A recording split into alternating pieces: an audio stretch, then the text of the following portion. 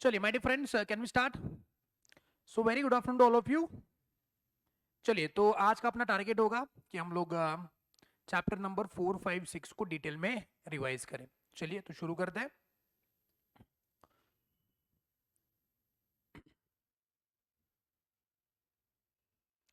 तो contract act के unit number 1, 2 and 3 को ऑलरेडी हम रिवाइज कर चुके हैं। अभी रिवाइज करना शुरू करते हैं चैप्टर नंबर 4, 5 एंड 6। तो बताएंगे मुझको चैप्टर नंबर 4 का नाम क्या है? चैप्टर नंबर 4 का नाम है performance of the contract. Unit number 1 का नाम बताइए फटाफट। यूनिट नंबर 1 का नाम क्या है? Nature of the contract. Unit number 2 that is consideration and unit number 3 that is the other essential elements of the contract. सही बात है। अब रिवाइज करते हैं chapter number 4। Friends, as I told you कि कॉन्ट्रैक्ट एक्ट के logical arrangement के अंदर हम पहले कॉन्ट्रैक्ट का मीनिंग समझ चुके हैं।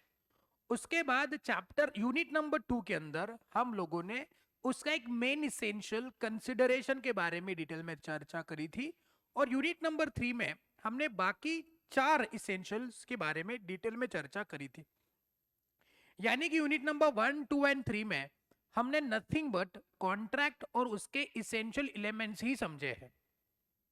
और फिर यूनिट नंबर 4 के अंदर हम लोग कॉन्ट्रैक्ट को परफॉर्म करने की रिस्पॉन्सिबिलिटी किन किन लोगों की है उसके बारे में चर्चा करेंगे। तो यूनिट नंबर 4 में हमको बेसिकली इतने प्रकार के क्वेश्चंस देखने को मिल सकते हैं, जिसके अंदर पहला क्वेश्चन जो है वो है कि कॉन्ट्रैक्ट को परफॉर्म कौन करेगा। तो पहली रिस्पॉन्सिबिलिटी कॉन्ट्रैक्ट को परफॉर्म करने की होती है on the promisor, because the person who has made an offer, जिसके लिए कंसिडरेशन मिल चुका है, तो उसकी रिस्पॉन्सिबिलिटी होती है कि वो कॉन्ट्रैक्ट को परफॉर्म करे। तो first person who is responsible for performing the contract is the promisor itself. अगर प्रोमिसर खुद परफॉर्म नहीं करना चाहता है तो वो अपने एजेंट के थ्रू उसको परफॉर्म करवा सकता है। मतलब आज मान लो मैंने कोई पर्सन अपॉइंट किया और वो मेरा एजेंट है, तो वो भी कॉन्ट्रैक्ट को परफॉर्म करने के लिए लायबल माना जा सकता है।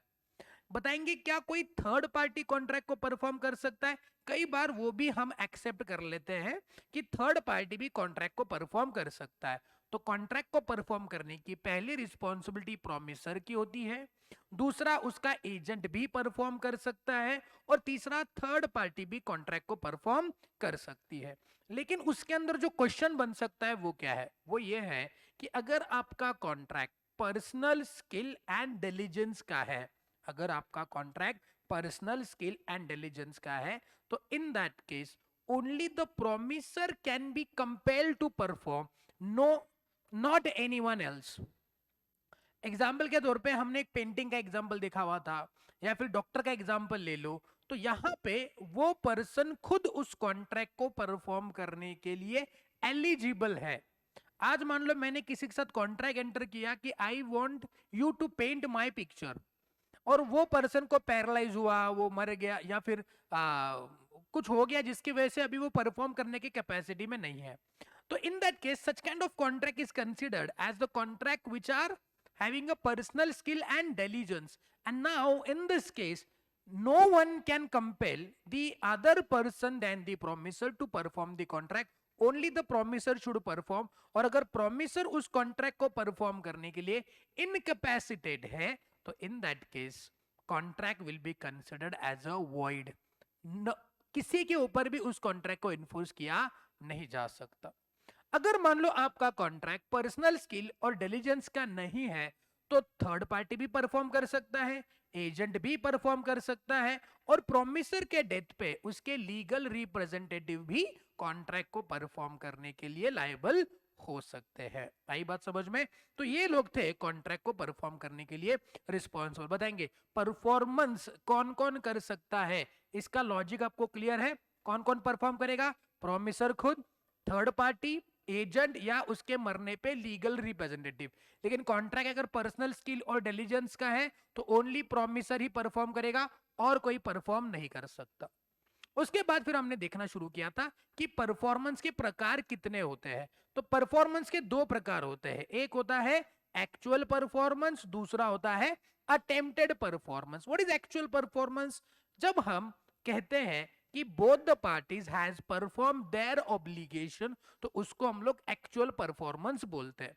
यानी कि प्रोमिसर ने अपना पार्ट पूरा कर लिया और प्रोमिसी ने भी अपना काम पूरा कर दिया। मैंने कहा आपसे I want to sell my car to you, और आपने कहा जी हाँ I will purchase the car. तो मैंने आपको कार दिया, सेल किया ऑन द ड्यू डेट, और आपने भी कार के पैसे मुझको दे दिए। तो बताएंगे क्या एक्चुअल परफॉर्मेंस हो गया? The answer is yes.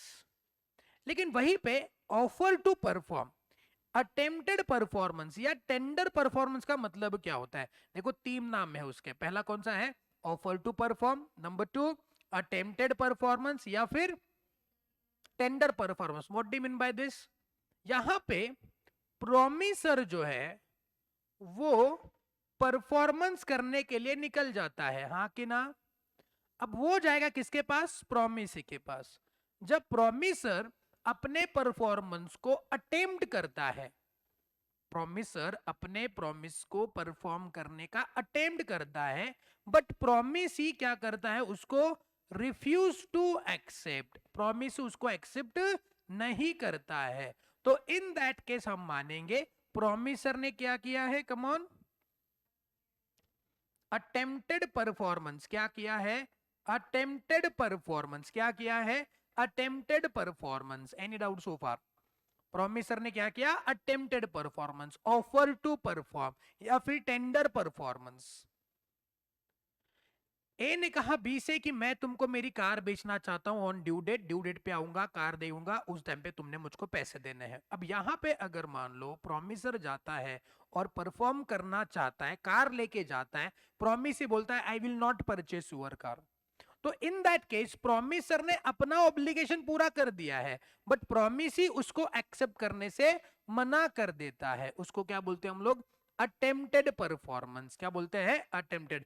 In short, when promiser offers to perform but promisee rejects to accept that performance, it is called as a attempted performance. And attempted performance का consequence क्या होता है? promiser is now not liable to perform it again. promisee के ऊपर हम लोग case ठोक सकते हैं फॉर ब्रीच ऑफ कॉन्ट्रैक्ट, वो देखेंगे यूनिट नंबर 6 के अंदर, 5 के अंदर। लेकिन यहाँ पे ऑफरर या फिर promiser is not liable to perform it again, वो उस कॉन्ट्रैक्ट को कैंसिल मान सकता है। Any doubt so far? इसको बोलते हैं एक्चुअल परफॉर्मेंस या अटेम्प्टेड परफॉर्मेंस। दोनों भी इंपॉर्टेंट, एग्जामिनेशन में केस स्टडी वगैरह बनाने के लिए ये अटेम्प्टेड परफॉर्मेंस बड़ा ही इंपॉर्टेंट हो सकता है। तो अब इसको थोड़ा सा इंपॉर्टेंट मार्क करेंगे, that is attempted performance. Mark कर दिया, हाँ कि ना? नेक्स्ट, अब एक बात बताना मुझको, आज मान लो मैं अटेम्प्टेड परफॉर्मेंस कर रहा हूं, प्रोमिसर अटेम्प्टेड परफॉर्मेंस कर रहा है, लेकिन उसने ये अटेम्प्टेड परफॉर्मेंस कैसे करना चाहिए? जैसे कॉन्ट्रैक्ट तय हुआ है वैसे ही परफॉर्मेंस होना चाहिए।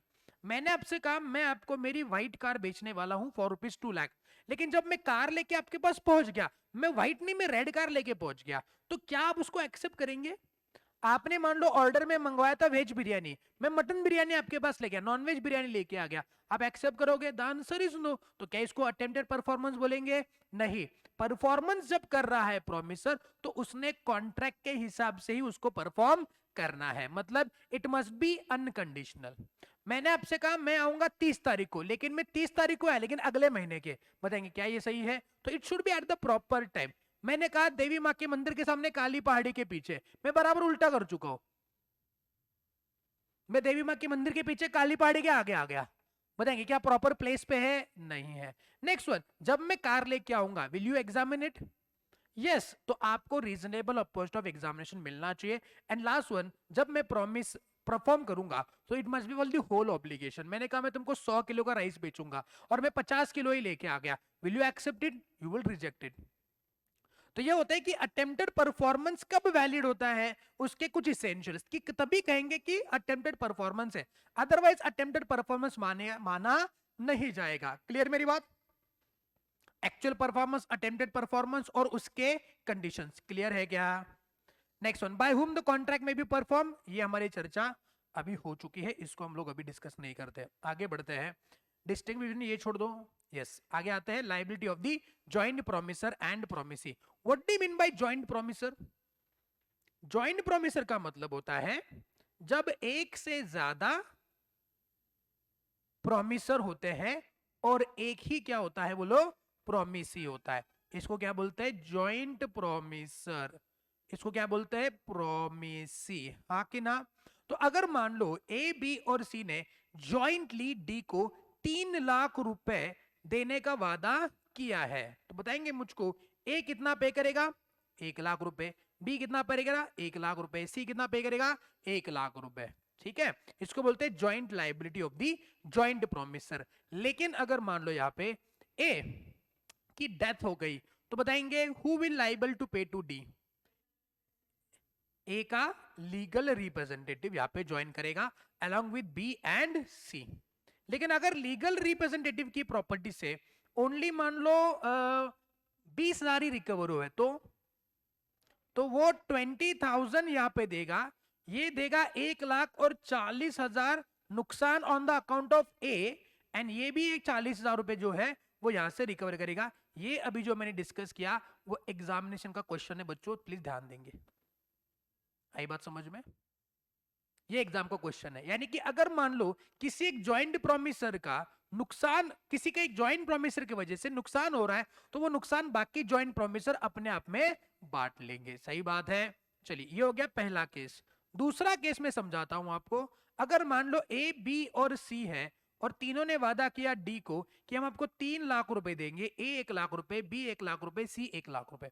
अच्छा, कोई रेशो फिक्स है तो उस रेशो के अंदर उनकी लायबिलिटी बढ़ जाएगी। हम अज्यूम करते कि इक्वल उनका रेशो हो है। तो यहां पे मान लो डी ने अगर ए को बोल दिया कि तूने पूरे के पूरे 3 लाख मुझको देने हैं, तो whether promisee can compel any of the joint promisor to pay whole obligation? The answer is yes, हो सकता है। लेकिन अगर ए 3 लाख रुपए डी को पे करेगा, तो can he recover from B and C 1 lakh रुपए? यस। तो these two people joint promisor are liable towards the individual joint promisor. सही बात है। नेक्स्ट केस आपका हो सकता है A B and C. Again same example, 1 lakh रुपए, 1 लाख रुपए, 1 लाख रुपए, 3 लाख रुपए वो डी को देंगे। हाँ जी। अगर मान लो यहां पे ए इंसॉल्वेंट हुआ और ए के प्रॉपर्टी से कुछ भी रिकवर नहीं हुआ, तो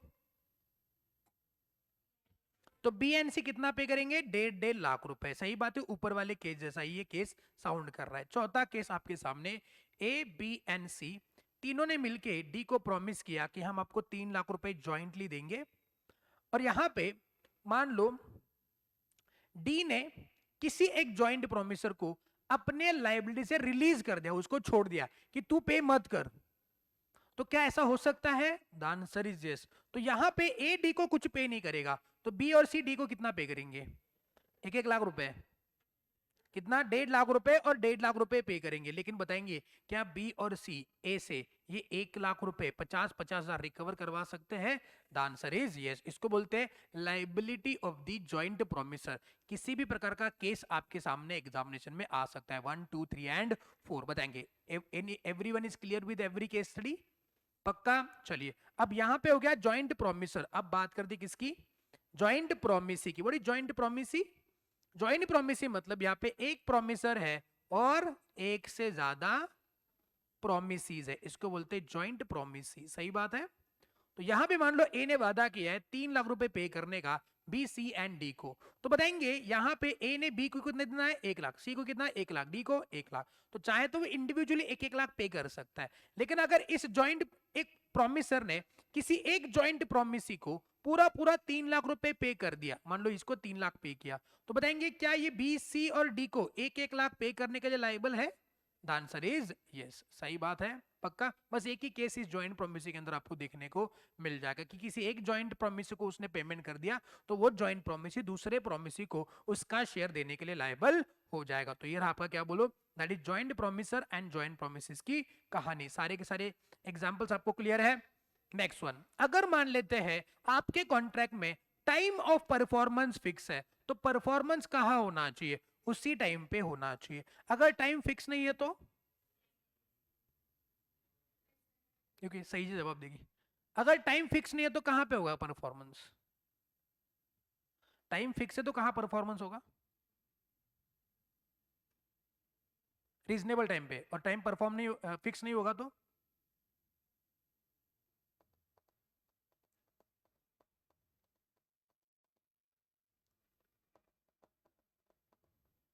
टाइम फिक्स है तो रीजनेबल टाइम में, और टाइम फिक्स नहीं है तो डिसाइडेड टाइम पे है?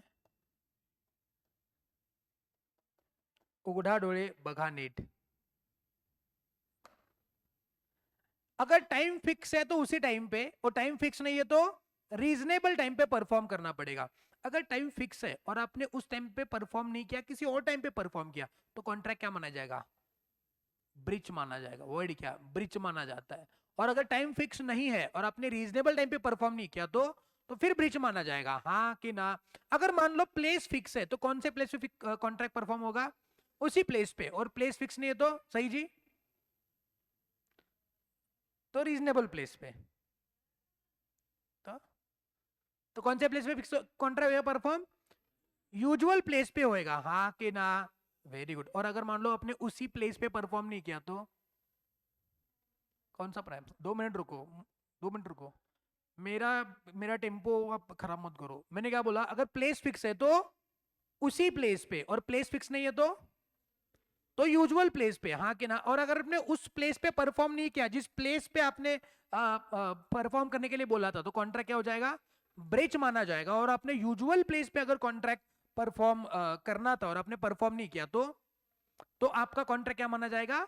ब्रीच माना जाएगा, बिकॉज आपने उस टाइम पे उस प्लेस पे कॉन्ट्रैक्ट को परफॉर्म नहीं। ये वर्ड कहां से आ गया भाई? कहां से आ गया वर्ड? हाँ, दिमाग बेच के आ गया क्या कहीं पे? बेचा हुआ तो पैसा भी नहीं मिलेगा किसी से, क्योंकि अनयूज ब्रेन है।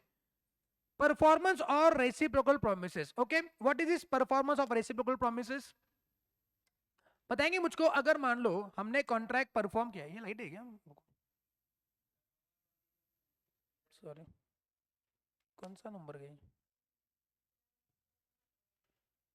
ओके, चलिए।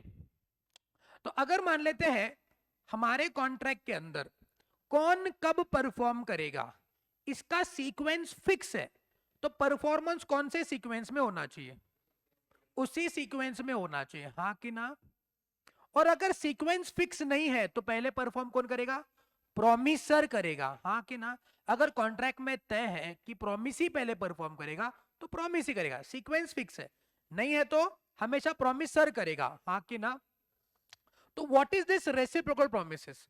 रेसिप्रोकल प्रॉमिस का मतलब होता है जहां पे सीक्वेंस फिक्स है तो उसी सीक्वेंस में परफॉर्म करने का है। अगर नहीं करेंगे तो कॉन्ट्रैक्ट को क्या मानेंगे? ब्रीच ऑफ कॉन्ट्रैक्ट हम लोग मानेंगे। यहाँ पे देखो, ऑर्डर ऑफ परफॉर्मेंस अगर फिक्स है तो उसी ऑर्डर में आपको परफॉर्म करना होगा। नेक्स्ट, ये आपके लिए इंपॉर्टेंट है, इस पे सवाल बन सकता है।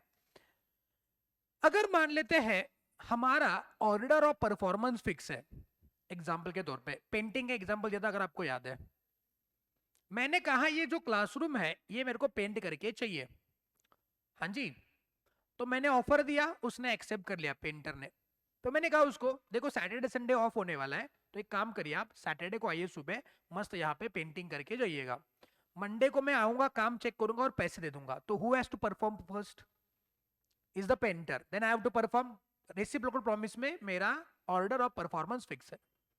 अब मेरी ड्यूटी बनती है कि मैं सैटरडे को ये क्लासरूम उसको ओपन करके दूं, नहीं तो क्या खिड़की से ब्रश डाल के पेंट करेगा?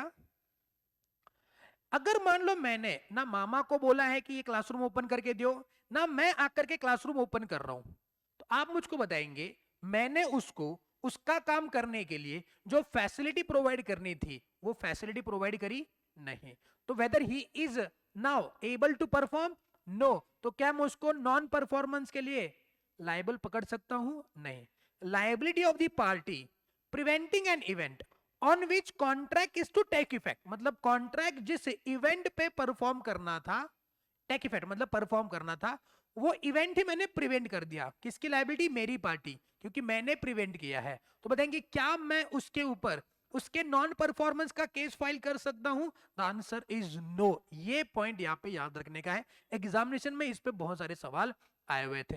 ये सेम एग्जाम्पल आगे बहुत सारी जगह 2-3 जगहों पे कॉपी पेस्ट होता है। आई बात समझ में?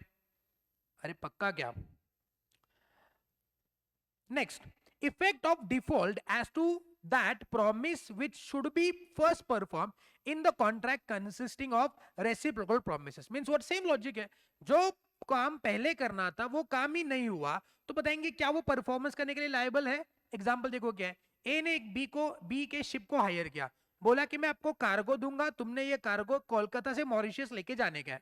अब मैंने उसको कार्गो ही नहीं दिया, मतलब मैंने उसको अगर सामान ही नहीं दिया for the purpose of transport, तो वो शिप लेके मॉरिशस क्यों जाएगा. मैं उसके पास चला गया, मैंने बोला तुमने शिप मॉरिशस लेके नहीं गए, मैं तुम्हारे पे केस ठूक दूंगा. अरे हमारा कॉन्ट्रैक्ट क्या था, पहले तुम मुझको कार्गो लाके देगा, फिर मैं शिप पे डालूंगा और शिप कोलकाता से मॉरिशस जाएगा. बिना वजह कोलकाता से मॉरिशस शिप जाने का क्या मतलब है. तो पहले क्या किसने काम करना है, अगर वो फिक्स है और वो तुमने काम नहीं किया तो सामने वाला पर्सन भी कॉन्ट्रैक्ट को परफॉर्म करने के लिए लायबल माना नहीं जाएगा. सही बात है, ये छोड़ दो. हाँ, नेक्स्ट वन आएगा. अगर मान लो आपका एग्रीमेंट किसी इम्पॉसिबल एक्ट को करने के लिए बनाया हुआ है तो कॉन्ट्रैक्ट क्या होता है बेटा. कॉन्ट्रैक्ट क्या होता है, आप जवाब दो. वॉइड. अगर मान लो कॉन्ट्रैक्ट इम्पॉसिबल एक्ट को करने का है तो आपका कॉन्ट्रैक्ट क्या बन जाएगा, वॉइड बन जाएगा. इसको परफॉर्म करने की गरज ही नहीं है ना, वो ब्रीच माना जाएगा. हाँ कि ना. अच्छा, इसमें दो प्रकार हो सकते हैं. पहले से ही पता था कि हम नालायक है, सॉरी, पहले से ही पता था कि हमारा कॉन्ट्रैक्ट जो है इम्पॉसिबल टू परफॉर्म है, तो वो पहले से वॉइड एब इनिशियो है ना. हमने सीए में एडमिशन लिया, फिर पता चला हमसे नहीं होने वाला है, तो ये क्या हो गया, इसको क्या बोलते हैं, सबसिक्वेंट इम्पॉसिबिलिटी. दोनों केस में वर्ड है, ना पहले बनने वाले थे ना बाद में पता चला फिर बनने वाले हैं, दोनों में वर्ड हो जाएगा. इसका इस कहानी का किसी रियलिटी से कोई संबंध नहीं है, और अगर होगा तो योगा योग है. ठीक है, समझ लेना बस इस बात को. Agreement to do impossible act. आगे बढ़ सकते बच्चों, अरे आगे बढ़ सकते हैं क्या, अरे मेरे होशियार बच्चों. अच्छा, मान लो इम्पॉसिबिलिटी दोनों पार्टी को पता थी तो कॉन्ट्रैक्ट तो वैसे ही वर्ड है. हाँ कि ना. अच्छा, एक पार्टी को पता था और दूसरी पार्टी को पता नहीं था, तो ये क्या माना जाएगा, ये सरासर फ्रॉड माना जाता है. हाँ कि ना. और फ्रॉड से कॉन्ट्रैक्ट क्या होता है. हाँ कि ना. ये देखो पॉइंट नंबर 3, ये क्या माना जाता है, फ्रॉड. बताएंगे मुझको पहले नहीं था बाद में हो गया तो वैसे भी कॉन्ट्रैक्ट क्या हो जाता है, वॉइड हो जाता है. सिंप्लीफाइड मैनर में याद रखना, इम्पॉसिबल एक्ट को करने का जो भी कॉन्ट्रैक्ट होता है वो वॉइड होता है, चाहे पहले इम्पॉसिबल था कि आज इम्पॉसिबल है. और वैसे वॉइड कॉन्ट्रैक्ट का डेफिनेशन क्या है बेटा, ओ बेटा, वॉइड कॉन्ट्रैक्ट का डेफिनेशन क्या है. इतना वाइड वाइड बोल रहे कब से, लेक्चर के स्टार्ट से लड़की वाइड कॉन्ट्रैक्ट पे अटकी है. वाइड कॉन्ट्रैक्ट का डेफिनेशन क्या है, कम ऑन है, क्या होता है बेटा. नहीं, माय फेवरेट स्टूडेंट. हाँ, वाइड कॉन्ट्रैक्ट का डेफिनेशन क्या है. तो बताओ non favourite student. What is void contract, what is void contract. अरे contracts become unenforceable by law when it ceases to be enforceable, becomes void when it ceases to be unenforceable. हाँ कि ना. a contract become void when it ceases to be enforceable. तो पहले सही था, बाद में गुटके वाला एग्जांपल याद रखो भाई. गुटखा का कॉन्ट्रैक्ट बनाया था, पहले परफॉर्म कर सकते थे, लेकिन चेंज इन लॉ हो गया, गुटखा बैन हो गया, तो अभी मैं परफॉर्म कर सकता हूँ क्या, नहीं, तो वो क्या बन गया, वॉइड. यूनिट नंबर 1 की बातें पढ़ा रहा हूँ मैं तुमको, रिवाइज कर रहा हूँ तुमको. वेरी गुड, बहुत आगे जाओगे बेटा. उसके बाद अगर मान लो ऑल्टरनेटिव प्रॉमिस किया है, ओके, और उसके बीच में एक इलीगल है, तो बताएंगे मुझको पूरा कॉन्ट्रैक्ट क्या हो जाएगा, लीगल की इलीगल. देखो यहां पे A and B agree that A shall pay B ₹1 lakh for which B shall afterward deliver A either rice or smuggled opium. तो वो केस किसके लिए फाइल कर सकता है, राइस के लिए कर सकता है, अफीम के लिए नहीं. सही बात है. तो ऑल्टरनेट प्रॉमिस अगर होते हैं तो इन दैट केस जो पार्ट लीगल है उसको एनफोर्स किया जा सकता है, इलीगल पार्ट के लिए एनफोर्सेबिलिटी नहीं हो सकती. कई बार आया था सवाल, एक बार बहुत पहले, अभी तो ऐसे सवाल नहीं बनते. बताएंगे परफॉर्मेंस में, यहां तक सारी बातें क्लियर है. नेक्स्ट हम लोग आए थे किस पे, appropriation of payment. What is this, एकदम सिंपल, और इस एग्जाम में भर भर के सवाल इसके ऊपर आए. क्या बोल रहे हैं कि अगर मान लेते हैं आज यहां पे है क्रेडिटर और यहां पे है डेटर, अब किससे किसको पैसे आने रहे ये तो बताओ, अकाउंट्स के एक्सपर्ट है ना. रुकिए, हाँ बेटा, कौन किसको पेमेंट करेगा, कौन किसको पेमेंट करेगा, डेबिट में क्रेडिटर पेमेंट करेगा किसको, डेबिट को, credit debit debit credit, accounts के एक्सपर्ट हो ना, चार्टर्ड अकाउंटेंट बनने वाला है। अब बेटा कौन किसको पेमेंट करेगा? डेबिटर, डेबिटर, डेबिटर कहाँ से आ गया भाई? कौन आ गया डेबिटर? डेबिटर कौन होते हो भाई? बहुत मजा आ रहा है मुझको। हाँ होता होता है, वो क्या होता है, संगत का परिणाम हो जाता है कभी कभार। हाँ, तो ये क्या होता है, डेटर। ओके, सुंदरी डेटर सुंदरी क्रेडिटर को पेमेंट करेगा, हाँ कि ना? अरे हाँ कि सुंदरी मतलब वो स्पेलिंग आता है ना, अभी आप डेबिटर बोल रहे थे, मैं सुंदरी क्यों ना बोलूं? डेटर किसको पेमेंट करेगा? क्रेडिटर को पेमेंट करेगा। हाँ ओ बेटा, ओ कहाँ क्रेडिटर डेटर को पेमेंट करेगा, क्या मतलब तुम ना, जबरदस्त है जबरदस्त। हाँ क्या होता है, कंफ्यूजन होता है, क्यों कंफ्यूजन होता है? मेरे मेरे में कंफ्यूजन होता है, चेहरे पे लिखा है कंफ्यूजन, क्वेश्चन मार्क दिखा है मेरे चेहरे पे? हाँ, आमच्या मम्मीला नाव सांगू काय?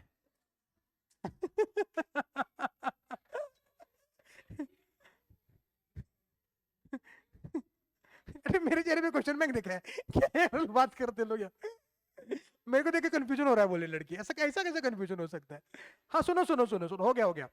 अच्छा एक बात बताओ, अगर क्रेडिटर ने डेटर को मल्टीपल ओकेजन पे क्रेडिट सेल किया हुआ है, फॉर एग्जाम्पल अगर मान लो पहला सेल हुआ है 10,000 रुपीज का क्रेडिट सेल है, दूसरा सेल हुआ है 20,000 का, और तीसरा सेल हुआ है 30,000 का, ठीक है? तो बताएंगे मुझको हाउ मच टोटल डेट, अब ये तो बताओ बेटा, टोटल डेट डेटर ने क्रेडिटर को कितना देना है? 50,000, वेरी गुड, 60,000 का पेमेंट टोटल डेटर ने क्रेडिटर को करने का है, सही। अभी अभी इसमें क्या कंफ्यूजन है?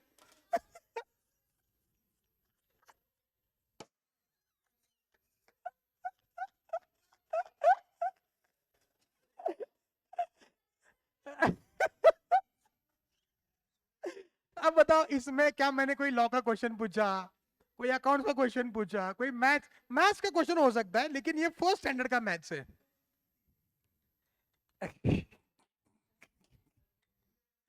कैलकुलेटर पे भी आ सकता है ना, कोई बोल सकता है कंफ्यूजन है तो कैलकुलेटर लेता हूं मैं उसको।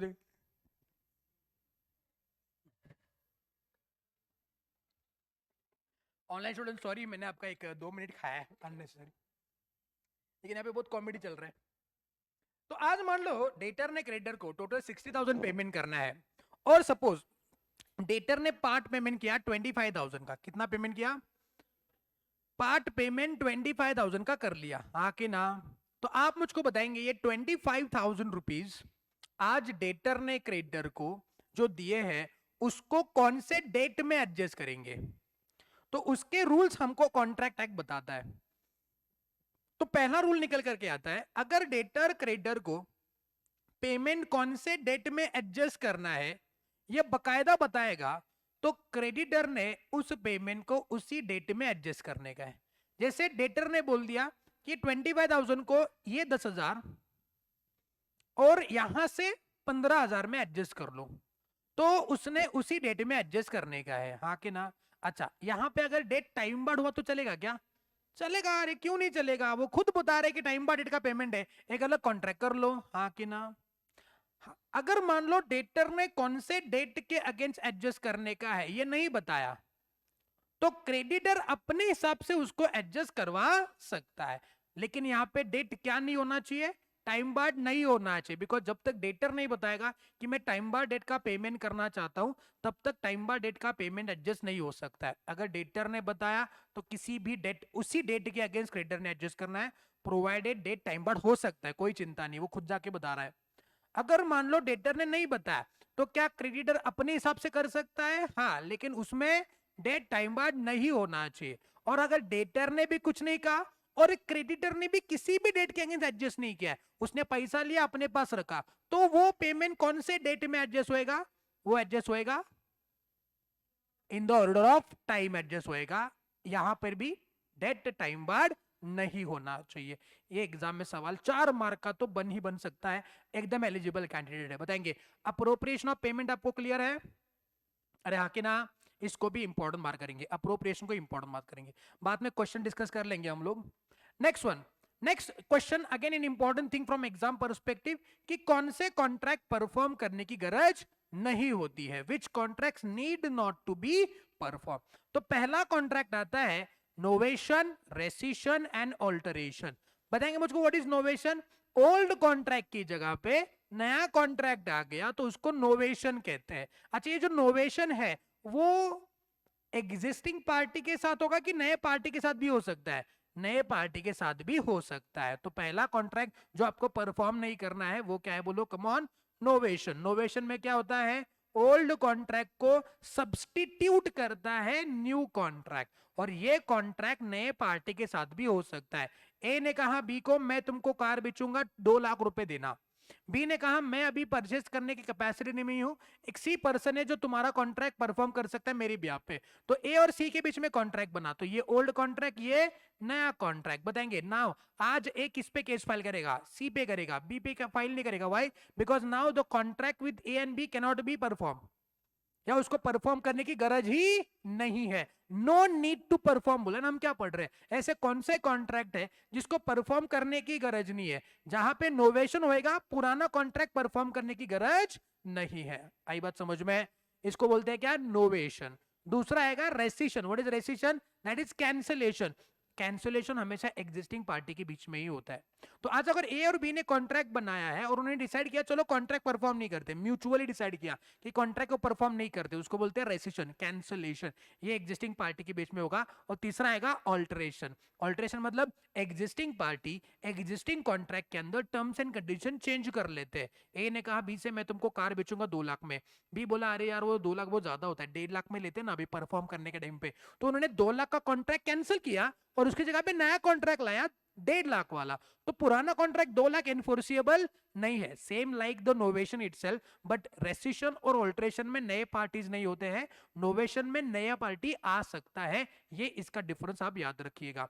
तो रेसिशन हो, सॉरी नोवेशन हो, रेसिशन हो कि ऑल्टरेशन हो, इसमें पुराना कॉन्ट्रैक्ट परफॉर्म नहीं करते, नया कॉन्ट्रैक्ट परफॉर्म करते हैं। तो which contract need not to perform? The contract which are made by novation, rescission and alteration. old contract need not to be perform, नया कॉन्ट्रैक्ट परफॉर्म कर सकते। तो यहाँ पे बाजू में आप बस नोट डाउन कर लीजिएगा, old contract not to perform, नया contract to be performed. Book नहीं ले बेटा? सही जी, क्यों? हाँ बराबर।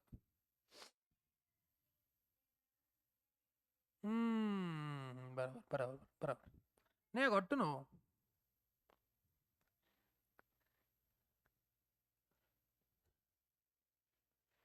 हो गया? चलिए नेक्स्ट वन आएगा, जब पार्टी परफॉर्मेंस ऑफ प्रॉमिस को वेव या रेमिट कर देते। वेव या रेमिट मतलब कि जैसे ए ने बी को 5 लाख रुपए पे करने हैं, ओके, ए ने बी को 5 लाख पे करने हैं, बी बोला नलायक कितने साल हो गए तो मुझको 5 लाख पे कर रहा है, 3 साल होने के बाद टाइम बढ़ बन जाएगा, एक काम कर तू मुझको 2 लाख रुपए दे, बात को रफा दफा कर। तो बताएंगे आज ए ने बी को अगर 2 लाख रुपए दिए तो बी का कितना डेट सेटल हुआ? 5 लाख की 2 लाख? 5 लाख सेटल हुआ, हाँ कि ना? सही जी। कैसे? ए ने बी को 5 लाख देने थे, लेकिन ए ने बी को 2 लाख रुपए दिए और ये बंदा बोल रहे उसके 5 लाख सेटल हो गए। कैसे? बिकॉज यहां पे क्या हो गया? रेमिशन हुआ है। क्या हुआ है? रेमिशन, या फिर जिसको हम वेवर बोलते हैं कि आज बी ने अपना जो हक 5 लाख रुपयों का था वो क्या कर दिया? रेमिट कर दिया, वेव कर दिया। तो क्या वापस भी ए पे 3 लाख रुपए रिकवर करने का केस फाइल कर सकता है? नहीं। तो ओल्ड कॉन्ट्रैक्ट फॉर 3 लाख रुपए need not to be perform. फिर उसके बाद बाकी जो है ना वो इसका हिस्सा नहीं, मैंने सिखाने के टाइम पे भी बोला था। Contract need not to perform में 2 ही कॉन्सेप्ट आता है, पहला novation, remission, rescission and alteration, और दूसरा रेमिशन एंड वेवर। बाकी तो एडिशनल कॉन्सेप्ट है। जैसे अगर वॉइडेबल कॉन्ट्रैक्ट में किसी ने कुछ बेनिफिट रिसीव किए हैं तो बेनिफिट ने उसको वापस करने का, हाँ कि ना? जयकांत शिकरे याद है आपको? है तेरा फैमिली है बाहर, मेरा ट्रक चौथे पे चौथा है, लेकिन ये बोलने से पहले उसने उसको एडवांस भी दिया था। और अगर मान लो बूढ़े बाबा कॉन्ट्रैक्ट को कैंसिल करना चाहते, कौन सा कॉन्ट्रैक्ट है ये? अंडू इन्फ्लुएंस, कोर्शन, हाँ कि ना? तो कॉन्ट्रैक्ट कोर्शन से हुआ है तो कॉन्ट्रैक्ट क्या होता है? वॉइडेबल होता है। और वॉइडेबल कॉन्ट्रैक्ट में ओल्ड मैन को अगर मान लो कोई पैसा मिला है तो वो पैसा उसने वापस करना है अगर वो कॉन्ट्रैक्ट को कैंसिल करना चाहता है। ये एक सिंपल लॉजिक था, हाँ कि ना। और वॉइड एग्रीमेंट के अंदर भी सेम बात है कि अगर वॉइड कॉन्ट्रैक्ट हुआ है, वो इसका रे किसका, गुटके वाला, गुटखा बेचने के लिए उसने उससे 2 करोड़ का एडवांस लिया था। आज लॉ चेंज हुआ, गुटखा सेल नहीं कर सकते, तो 2 करोड़ का एडवांस क्या कर लेगा, देगा वापस, हाँ कि ना। चलिए आगे बढ़ सकते बच्चों। Next communication of restriction, not that important, छोड़ दो उसको। लास्ट आते हैं अभी discharge of the contract. Okay, mark का is important again, discharge of contract. Now contract को डिस्चार्ज कैसे किया जा सकता है? डिस्चार्ज मतलब कि दोनों पार्टीज अभी परफॉर्म करने के लिए लायबल नहीं है। पहले एक काम करो, जो काम बोला है वो करो, डिस्चार्ज हो जाओ परफॉर्मेंस से। ए और बी ने कॉन्ट्रैक्ट किया, ए ने अपना पार्ट निभाया, बी ने अपना पार्ट निभाया, तो दोनों पार्टी डिस्चार्ज। कोई भी किसी पे केस फाइल नहीं कर सकता, एनफोर्स नहीं कर सकता कि तुमने परफॉर्म नहीं किया। मैंने तुमको सीए फाउंडेशन का लॉ पढ़ा है, तुमने मुझको फीस दिया, बात खत्म, वापस आ सकते हो क्या? नहीं ना। तो ए ने अगर बी को बोला है कि भैया मैं तुमको गाड़ी बेचूंगा, बी ने ए को 1 लाख रुपए पे करने, 2 लाख पे करना है, ए ने बी को गाड़ी दिया, बी ने ए को 1 लाख 2 लाख जो भी है दे दिया, बताएंगे क्या दोनों ने अपना एप्लीकेशन पूरा किया? उसको बोलते हैं एक्चुअल परफॉर्मेंस से पार्टी डिस्चार्ज हो गई। लेकिन अटेम्प्टेड परफॉर्मेंस से कोई कैसे डिस्चार्ज हो जाता है, कोई बताएगा मुझको? Anyone who knows the answer please raise your hands. Yes बेटा, वेरी गुड। तो प्रोमिसर अगर मान लो परफॉर्म करने के लिए रेडी था, उसने अटेम्प्टेड परफॉर्मेंस किया है, तो प्रोमिसर डिस्चार्ज हो जाएगा, प्रोमिसी के ऊपर केस फाइल होएगा, हाँ कि ना। तो अटेम्प्टेड परफॉर्मेंस में who will get discharge? Come on, promisor will get discharge, promisor will get discharge. लिखिए वहां पे, come on, promisor will get discharge. Okay बेटा, सही जी। मेरे को लग रहा है डिवीजन आपके लिए चल रहा है बस। आगे बढ़ सकते हैं क्या? ओके चलो। उसके बाद discharge by mutual agreement, it will sound like a rescission, हाँ कि ना। मतलब दोनों पार्टी म्यूचुअली मिलकर कॉन्ट्रैक्ट को कैंसिल कर रहे हैं। ओल्ड कॉन्ट्रैक्ट, चाहे नोवेशन हो, रेसिशन हो, ऑल्ट्रेशन हो या रेमिशन हो, ओल्ड कॉन्ट्रैक्ट को हम रेमिडी कर रहे हैं ना, रेसिशन कैंसिल ही तो कर रहे हैं, तो कैंसिल कर रहे हैं तो उसको परफॉर्म करने की गरज नहीं है, हाँ कि ना। अच्छा, अगर मान लो कॉन्ट्रैक्ट इम्पॉसिबल टू परफॉर्म हुआ, तो तीसरी बात, तो वैसे भी कॉन्ट्रैक्ट को परफॉर्म करने की गरज नहीं। हाँ बताएंगे इम्पॉसिबल टू परफॉर्म होने के केसेस कौन कौन से? सुपरवेनिंग इम्पॉसिबिलिटी का मतलब क्या होता है? सुपरवेनिंग इम्पॉसिबिलिटी मतलब पहले इम्पॉसिबिलिटी नहीं थी, अभी हो गई। तो अगर जब मान लो सुपरवेनिंग इम्पॉसिबिलिटी हो जाती है, तो कॉन्ट्रैक्ट को परफॉर्म करेंगे नहीं, कॉन्ट्रैक्ट क्या बन जाएगा? क्या बन जाएगा? वॉइड बन जाएगा। तो बताओ सुपरवेनिंग इम्पॉसिबिलिटी कौन कौन से सिचुएशन में आ सकती है अगर आपका लॉ चेंज हुआ, हाँ कि ना। या फिर आपका सब्जेक्ट मैटर डिस्ट्रॉय हुआ, या फिर ऐसे कोई नॉन एग्जिस्टेंस या नॉन अकरेंस हुआ of the state of thing कि जहां पे पर्सन इनकैपेसिटेट हो गया टू परफॉर्म, अरे उसको पैरालाइज हुआ, वो मर गया, व्हाटएवर, मतलब personal incapacity, change in the law, destruction of subject matter, personal incapacity, and last one declaration of war. हो सकता है एग्जामिनेशन में रिटेल होलसेल में सवाल आ जाए ऐसा कि बताओ कौन कौन से सिचुएशन में इम्पॉसिबिलिटी आ सकती है, सुपरवेनिंग इम्पॉसिबिलिटी कब कब आएगी? Change in the law, destruction of subject matter, personal incapacity, and last one declaration of war. सही बात? अरे झेप लगा। अगर मान लो आपने कॉन्ट्रैक्ट को टाइम पे परफॉर्म नहीं किया, तो कॉन्ट्रैक्ट क्या हो जाएगा? पार्टी डिस्चार्ज हो जाएगी। उसके बाद अगर मान लो ऑपरेशन ऑफ लॉ, मतलब क्या, प्रोमिसर की डेथ हो गई या प्रोमिसर इंसॉल्वेंट हो गया, तो लॉ बोलता है कि ये परफॉर्म करने के लिए एलिजिबल ही नहीं है। अभी मर गया तो क्या उसको उठा के परफॉर्म करने के लिए बोलोगे भाई? हाँ, मरे हुए इंसान को तो छोड़ दो, इंसानियत नाम की कोई चीज है कि नहीं है? आपको पता है वो गांव खेड़े में अगर कोई बंदा मर जाता है, तो उसके आजू बाजू के जो लोग होते हैं ना, जिनको रोना नहीं आता, वो फिर भी रोते हैं। और रोते रोते ना कुछ तो ऐसी बात बड़बड़ जाते हैं ना कि लोगों को समझता है कि ये बंदा कुछ मांग रहा है इससे। अरे हाँ कि ना। तो मान लो बंदा मरा हुआ है, तो बंदा मरा हुआ बंदा है, तो उसको उसके लिए बात करेंगे लोग, मरे रोते रोते रोते एकदम ट्यून में रोते हैं। तो वो लोग कि अरे तू मला 1 लाख रुपए देणार होतास, कसं काय गेलास रे? तो आजू बाजू में लोग बोलते हैं, अच्छा इसके 1 लाख रुपए बकाया है इससे। तो ये मरे हुए बंदे को तो छोड़ दो भाई। तो डेथ हो गया तो परफॉर्मेंस करने के लिए लायबल, इंसॉल्वेंट तो वैसे किसी लायक नहीं होता है, लॉ बोलता है इससे कोई अपेक्षा ही मत करो, हाँ कि ना। समझे नहीं समझे? एंड लास्ट लास्ट वन आता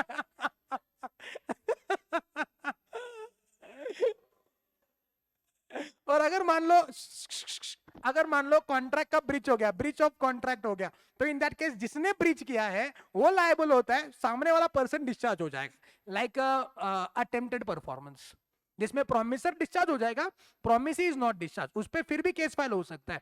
चलो एक सिंपल क्वेश्चन पूछता हूँ, आज मतलब मैं कार लेके आपके पास आया और तुमने रिजेक्ट कर दिया, तो ये कौन सा परफॉर्मेंस हुआ? Attempted performance. उसमें कौन डिस्चार्ज हुआ? मैं। आप हुए क्या? मैं अगले दिन आपके पास वापस कार लेके आऊंगा, मेरी खुद की इच्छा है, तो क्या आप परफॉर्म करने के लिए एबल हो? मैं अगले दिन वापस कार लेके आ गया, मैंने बोला नहीं अभी कार लेने का, are you liable to perform? The answer is yes. क्यों नहीं? Because you are not discharge. Attempted performance का मतलब समझे नहीं समझे? मैं वापस कार लेके आ गया और बोला कि अभी कार ले लो, तुमने मेरे से वादा किया था कार ले लो और तुमने मना किया वापस, क्या मैं तुमको एनफोर्स कर सकता हूँ कार को लेने के लिए? तुम तुम्हारे वो तुम डिस्चार्ज ही नहीं, तुम अनडिस्चार्ज हो, मैं डिस्चार्ज हूँ। हाँ कि ना? समझे नहीं समझे? कुछ समझा बेटा? समझा ना? पक्का? बोलो क्या बोला मैंने? नहीं नहीं उसको नहीं, बाजू वाले को पूछा मैंने। है हंस रहे, देखो क्या लोग है भाई, क्या भरोसा है तुमको? Shut up. वेरी गुड, मतलब you are still liable to perform. हाँ कि ना? वेरी गुड, बहुत आगे जाओगे बेटा। नेक्स्ट वन, अभी ये सेम रेमिशन की बात कर रहे हैं। अगर मान लो मैंने, अगर ए ने बी को 5 लाख देने थे, ए ने बी को 2 लाख रुपए ही दिए और बोला कि ठीक है ये इतना ही है, इससे तो कुछ नहीं मिल सकता, तो क्या ए अभी 3 लाख देने से डिस्चार्ज हो गया?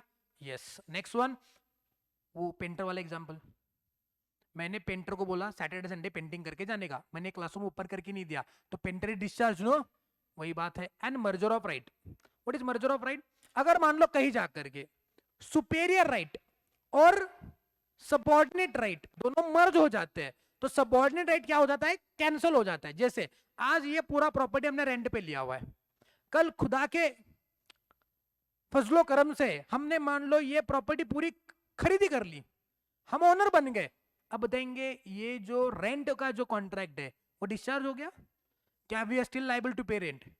मान लो 1 साल का कॉन्ट्रैक्ट था, नवंबर के महीने में अपने खरीदी कर लिया, दिसंबर के महीने में लैंडलॉर्ड आके रेंट मांग रहा है हमसे, we are liable to pay rent on December? नहीं, कॉन्ट्रैक्ट तो 1 साल का था, कैंसिल हो गया ना, डिस्चार्ज हो गया भाई कॉन्ट्रैक्ट। कैसे? सुपेरियर ओनरशिप का राइट, सबऑर्डिनेट टेनेंसी के राइट से क्या हो जाएंगे? मर्ज हो जाएंगे। हाँ कि ना? यहाँ पे फिनिश किया हमने, क्या बोलो आपका यूनिट नंबर 4। आते इंस्टीट्यूट के मटेरियल में, देखते हैं कौन से क्वेश्चन इसके ऊपर है। Are you finding this revision very fruitful or just a waste of time? Fruitful, सही जी?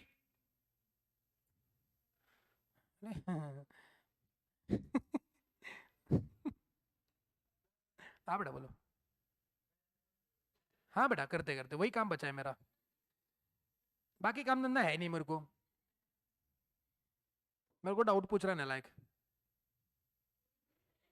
मैं भी बहुत एक्साइटमेंट से सुन रहा हूँ, क्या डाउट पूछेगा बच्चा। ये फैन बंद करने का शुरू करने का ही पैसा दिया ना मुझको। पता है मैं सीए कर रहा, जब मैं सीए कर रहा था ना, मैं यही सोच के सीए कर रहा था कि मैं सीए बनूंगा, मैं क्लास लूंगा और बच्चों का फैन ऑन और ऑफ करूंगा।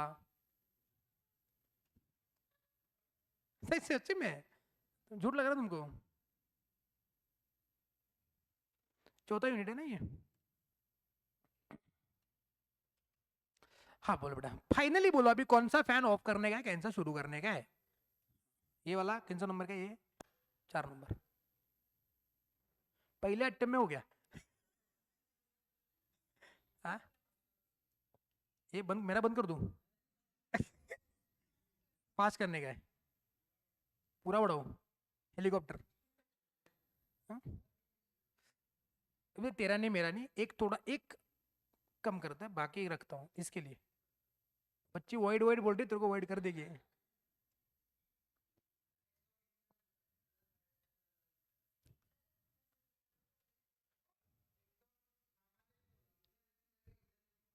हाँ बराबर है, बराबर है।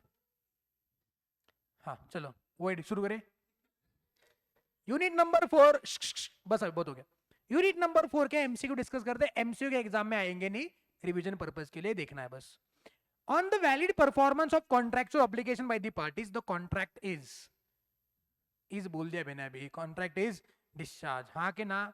मतलब हमने कॉन्ट्रैक्ट को परफॉर्म किया तो पार्टीज क्या हो जाएंगे? डिस्चार्ज हो जाएंगे, कॉन्ट्रैक्ट डिस्चार्ज हो जाएगा. विच of the following person can perform the contract? Promiser, legal representative, agent of the promiser, all of this. All of this provided contract personal skill intelligence का नहीं है. A contract is discharge by the novation, which means the novation हो रहा है, novation substitution of existing contract with the new one. Contract is discharged by rescission, which means cancellation of existing contract. If a person accept lesser sum of money than what was contracted for discharge of the whole debt, it is known as remission. Okay, option number D.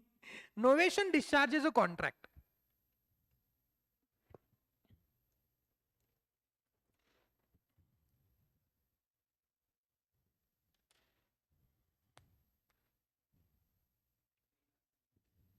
C.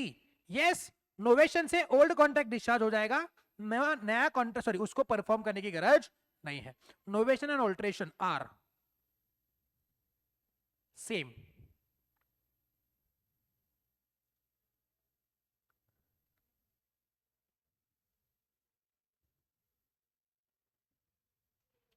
A true, इससे क्या हो जाता है? Old contract discharge. A B and C jointly promised to pay 60,000 rupees to D. Before the performance of the contract, C dies. Here the contract should be performed by A and B. Should be performed by A, B and C is legal. Very good.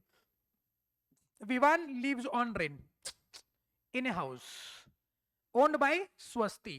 Later he purchases the house from Swasti. The rent agreement is discharged due to merger of rights. Very good. When prior to the due date of performance, the promisor refuses to perform the contract, it is known as a, अब ये तो next वाले unit का आता है, bridge का आता है. मतलब performance, due date of performance के पहले ही ब्रिज कर दिया तो एंटिसिपेटरी. हाँ कि ना? A owes 15,000 to B. A die, leaving his estate 12,000. Legal representative of A R. इस पे हमारा चर्चा हुआ था बहुत बड़ा. ए ने बी को 15,000 रुपए पे करने थे. ए ने उसके पीछे 12,000 रुपए छोड़ा, तो लीगल रिप्रेजेंटेटिव ऑफ ए कितना पे करने के लिए लायबल है? Liable to pay only 12,000 rupees. हाँ कि ना? चलिए. Rani contracted to teach dance to Shruti. Shruti paid an advance of rupees 5,000 for the same. Rani met with an accident and will not be able to dance. She has a daughter as a legal representative. So Shruti can rescind the contract and ask for refund. हाँ कि ना? The answer is why? Because वो अपने उसकी बेटी को उस contract को परफॉर्म करने लायबल नहीं पकड़ सकती. Contract is of a personal care and diligence. Next, XYZ jointly borrowed rupees 50,000 from A. MCQ खत्म हो गया बेटा, डिस्क्रिप्टिव भी. XYZ jointly borrowed rupees 50,000 from A. The whole debt was repaid to A by Y. Decide in the light of Indian Contract Act whether Y can recover the contribution from X and Z. Legal representative of X are liable in case of a death of X, and Y can recover the contribution from the asset in case Z become insolvent. Answer is yes. Okay, next one. Mr. Rich aspired to get a self-portrait made by an artist. He went to the workshop of Mr. C, an artist, and asked whether he could sketch the former's portrait on oil painting canvas. Mr. C agreed to the offer and asked for 50,000 rupees as a full advance payment for the above creative work. Mr. C clarified that painting shall be completed in 10 sittings and shall take 3 months. On reaching the workshop for the 6th sitting, Mr. Rich was informed that Mr. C became paralyzed and would not be able to paint for the near future. Mr. C had a son, Mr. K, who was still pursuing his study and had not taken up his father's profession yet. Discuss in the light of Indian Contract Act. Can Mr. Rich ask Mr. K to complete the artistic work in lieu of his father? The answer is no. Why? Because contract is of a personal skill and diligence. Could Mr. Rich ask Mr. K for the refund of money paid to his father? The answer is yes. Because contract क्या बन गया अभी? Void बन गया. तो void contract बनते तो benefit receive वापस हो जाता है. हाँ कि ना बेटा? पक्का ना? Void. झूठ और सच का सामना यहां पे हो रहा है. मिस्टर झूठ entered into an agreement with Mr. Such to purchase his, that is Mr. Such's motor car for rupees 5 lakh within a period of 3 months. किसके बीच में कॉन्ट्रैक्ट हुआ? झूठ का सच से कॉन्ट्रैक्ट हुआ कि वो सच का कार 5 लाख में 3 महीने के अंदर परचेस करेगा. कौन किसका कार परचेस करेगा? झूठ सच का कार परचेस. कितने में? कितने दिनों में? A security amount of rupees 20,000 was also paid by झूठ to Sach. 20,000 रुपए झूठ ने सच को दे दिए. After the completion of 3 months of entering into agreement, Mr. Sach tried to contract Mr. Jhoot to purchase the car. Contract नहीं, contact होना चाहिए. Even after the lapse of another 3 months, Mr. Jhoot neither responded to Mr. Sach nor his phone calls. Very good. After the lapse of another 6 months, Mr. Jhoot contracted Mr. Sach and denied to purchase the motor car. Mr. Jhoot ने क्या किया? Mr. Sach को contact किया और बताया कि मैं तुम्हारी कार परचेस नहीं करूंगा. He also demanded back the security amount of rupees 20,000 from Sach. तो आपको बताना है क्या Sach is required to refund the security amount to Mr. Jhoot? Answer is yes. वो अपना रिफंड वापस ले सकता है प्रोवाइडेड अब तक हमने ब्रीच ऑफ कॉन्ट्रैक्ट नहीं पढ़ा है. अच्छा, ब्रीच हुआ तो क्या सच झूठ पे ब्रीच ऑफ कॉन्ट्रैक्ट का डैमेजेस क्लेम कर सकता है? अरे हाँ कि ना, कर सकता है. वो अभी इस कॉन्ट्रैक्ट इस आंसर में नहीं आएगा बिकॉज अब तक हमने ब्रीच नहीं पढ़ा है. हाँ कि ना. Next. Also examine the validity of the claim made by झूठ if the motor car would have destroyed by an accident within 3 months agreement period. अगर एग्रीमेंट पीरियड में यानी कि 3 महीने का जो एग्रीमेंट पीरियड था, अगर उस केस में आपका मोटर कार डिस्ट्रॉय हो जाता तो it is destruction of subject matter की वजह से कॉन्ट्रैक्ट इम्पॉसिबल टू परफॉर्म होता, तो कॉन्ट्रैक्ट वॉइड हो जाता. तो क्या आपको रिफंड मिल जाता पैसों का? The answer is obviously yes. Next one. Mister Murari ओज 3 bills to Mr. Girdhari as on 31st March 22. 12,120, 5,650 and 9,680 respectively on May 18, August 2020 and May 21. Mr. Murari made a payment on 1st April 22 as below without any notice of how to appropriate them. A check of rupees 9680 and check of rupees 15,000. आपको बताना है कौन से date के against उसको adjust किया जाएगा. Sorry 5650 and 9680. लेकिन पेमेंट कितना को हुआ है? 24,680 का हुआ है ना. बाकी का पेमेंट रिफंड करना पड़ेगा. क्यों? ना डेटर ने कुछ बोला है ना क्रेडिटर ने कुछ किया है, तो पेमेंट कैसे एडजस्ट होएगा? In the order of time. लेकिन ऑर्डर ऑफ टाइम में टाइम बाय डेट में एडजस्टमेंट नहीं होता है. पेमेंट किया 22 को, 18 में 18 का डेट क्या हो गया? टाइम बार्ड हुआ. उसके आगे एडजस्टमेंट नहीं हो सकता. एक्सेस पेमेंट जो भी है वो क्या करना पड़ेगा? रिफंड करना पड़ेगा. Very good, very good. What will be the rights of the promisor in the following case? Explain with the reason. Mr. X promised to bring back to Mr. Y life again. Contract to do impossible activity. Void हो जाएगा. Mr. A agreed to sell 50 kgs of apple to B. The loaded truck left on for delivery on 15th of March, but due to riots in between reached to A on 19th March. Riots हो गए मतलब दंगा फसाद हुआ ना. मतलब क्या? मतलब यहाँ पे बताएंगे मुझको 50 किलो का एप्पल है, डिलीवरी 15 को देनी थी, 19 को आ गई. लेकिन इसमें ट्रक ड्राइवर की कोई गलती है तो क्या वो उससे क्लेम कर सकता है डैमेज का? नहीं, बिकॉज वो उसके हाथ में नहीं है. Supervening impossibility. हाँ कि ना. Artist promise to paint on a fixed date for a fixed amount of remuneration, but accident हो गया और उसके दोनों हाथ चले गए. क्या आर्टिस्ट को कंपेल किया जा सकता है to perform? Because contract personal skill and diligence का. Abhishek entered into contract of import of toys from China, but due to disturbance in the relation of both countries import from China were ban. बताएंगे declaration of war से impossible to perform हुआ तो contract क्या हो जाएगा? Void हो जाएगा. तो एनफोर्सिएबल नहीं है. हो गया. चैप्टर नंबर 4 यहाँ पे फिनिश. चैप्टर 4 का अगर आइडिया वापस मैं आपको देना चाहूंगा तो उसके अंदर क्या आता है? उसके अंदर आता है कि परफॉर्मेंस के कितने प्रकार होते हैं. नंबर 2, परफॉर्म करने के लिए लाइबल कौन होता है, कब कॉन्ट्रैक्ट से हम डिस्चार्ज हो जाते हैं, हाँ कि ना. और फिर वो बीच के 2-3 क्वेश्चन है वो इंपॉर्टेंट आपके लिए हो सकता है. सही बात है. चैप्टर 4 का नेचर बस इतना ही है. Any doubt in chapter number 4? Any doubt in chapter 4? पक्का? चलो ठीक है, small break of 5 minutes, 5 minutes के बाद हम लोग रिज्यूम करेंगे chapter number unit number 5। Okay चलो।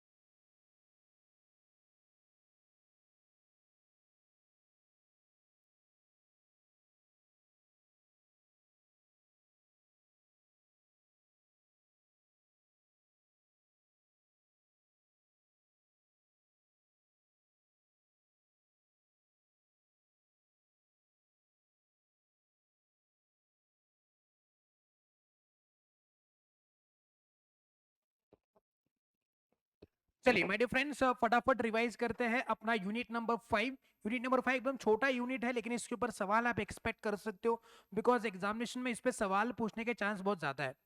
तो यूनिट नंबर 5 का नाम है breach of the contract and it's remedies. हमने कॉन्ट्रैक्ट को परफॉर्म करने के लिए कौन लायबल है, कैसे परफॉर्म करेगा, कब परफॉर्मेंस होगा, कब नहीं होगा, ये सब कुछ देखा।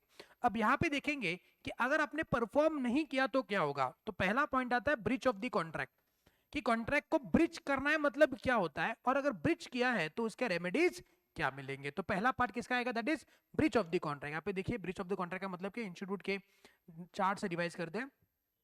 तो अगर मान लेते हैं वन पार्टी के लिए ब्रिज क्या होता है, जब दूसरा पार्टी उसको परफॉर्म करने के लिए मना कर देता है।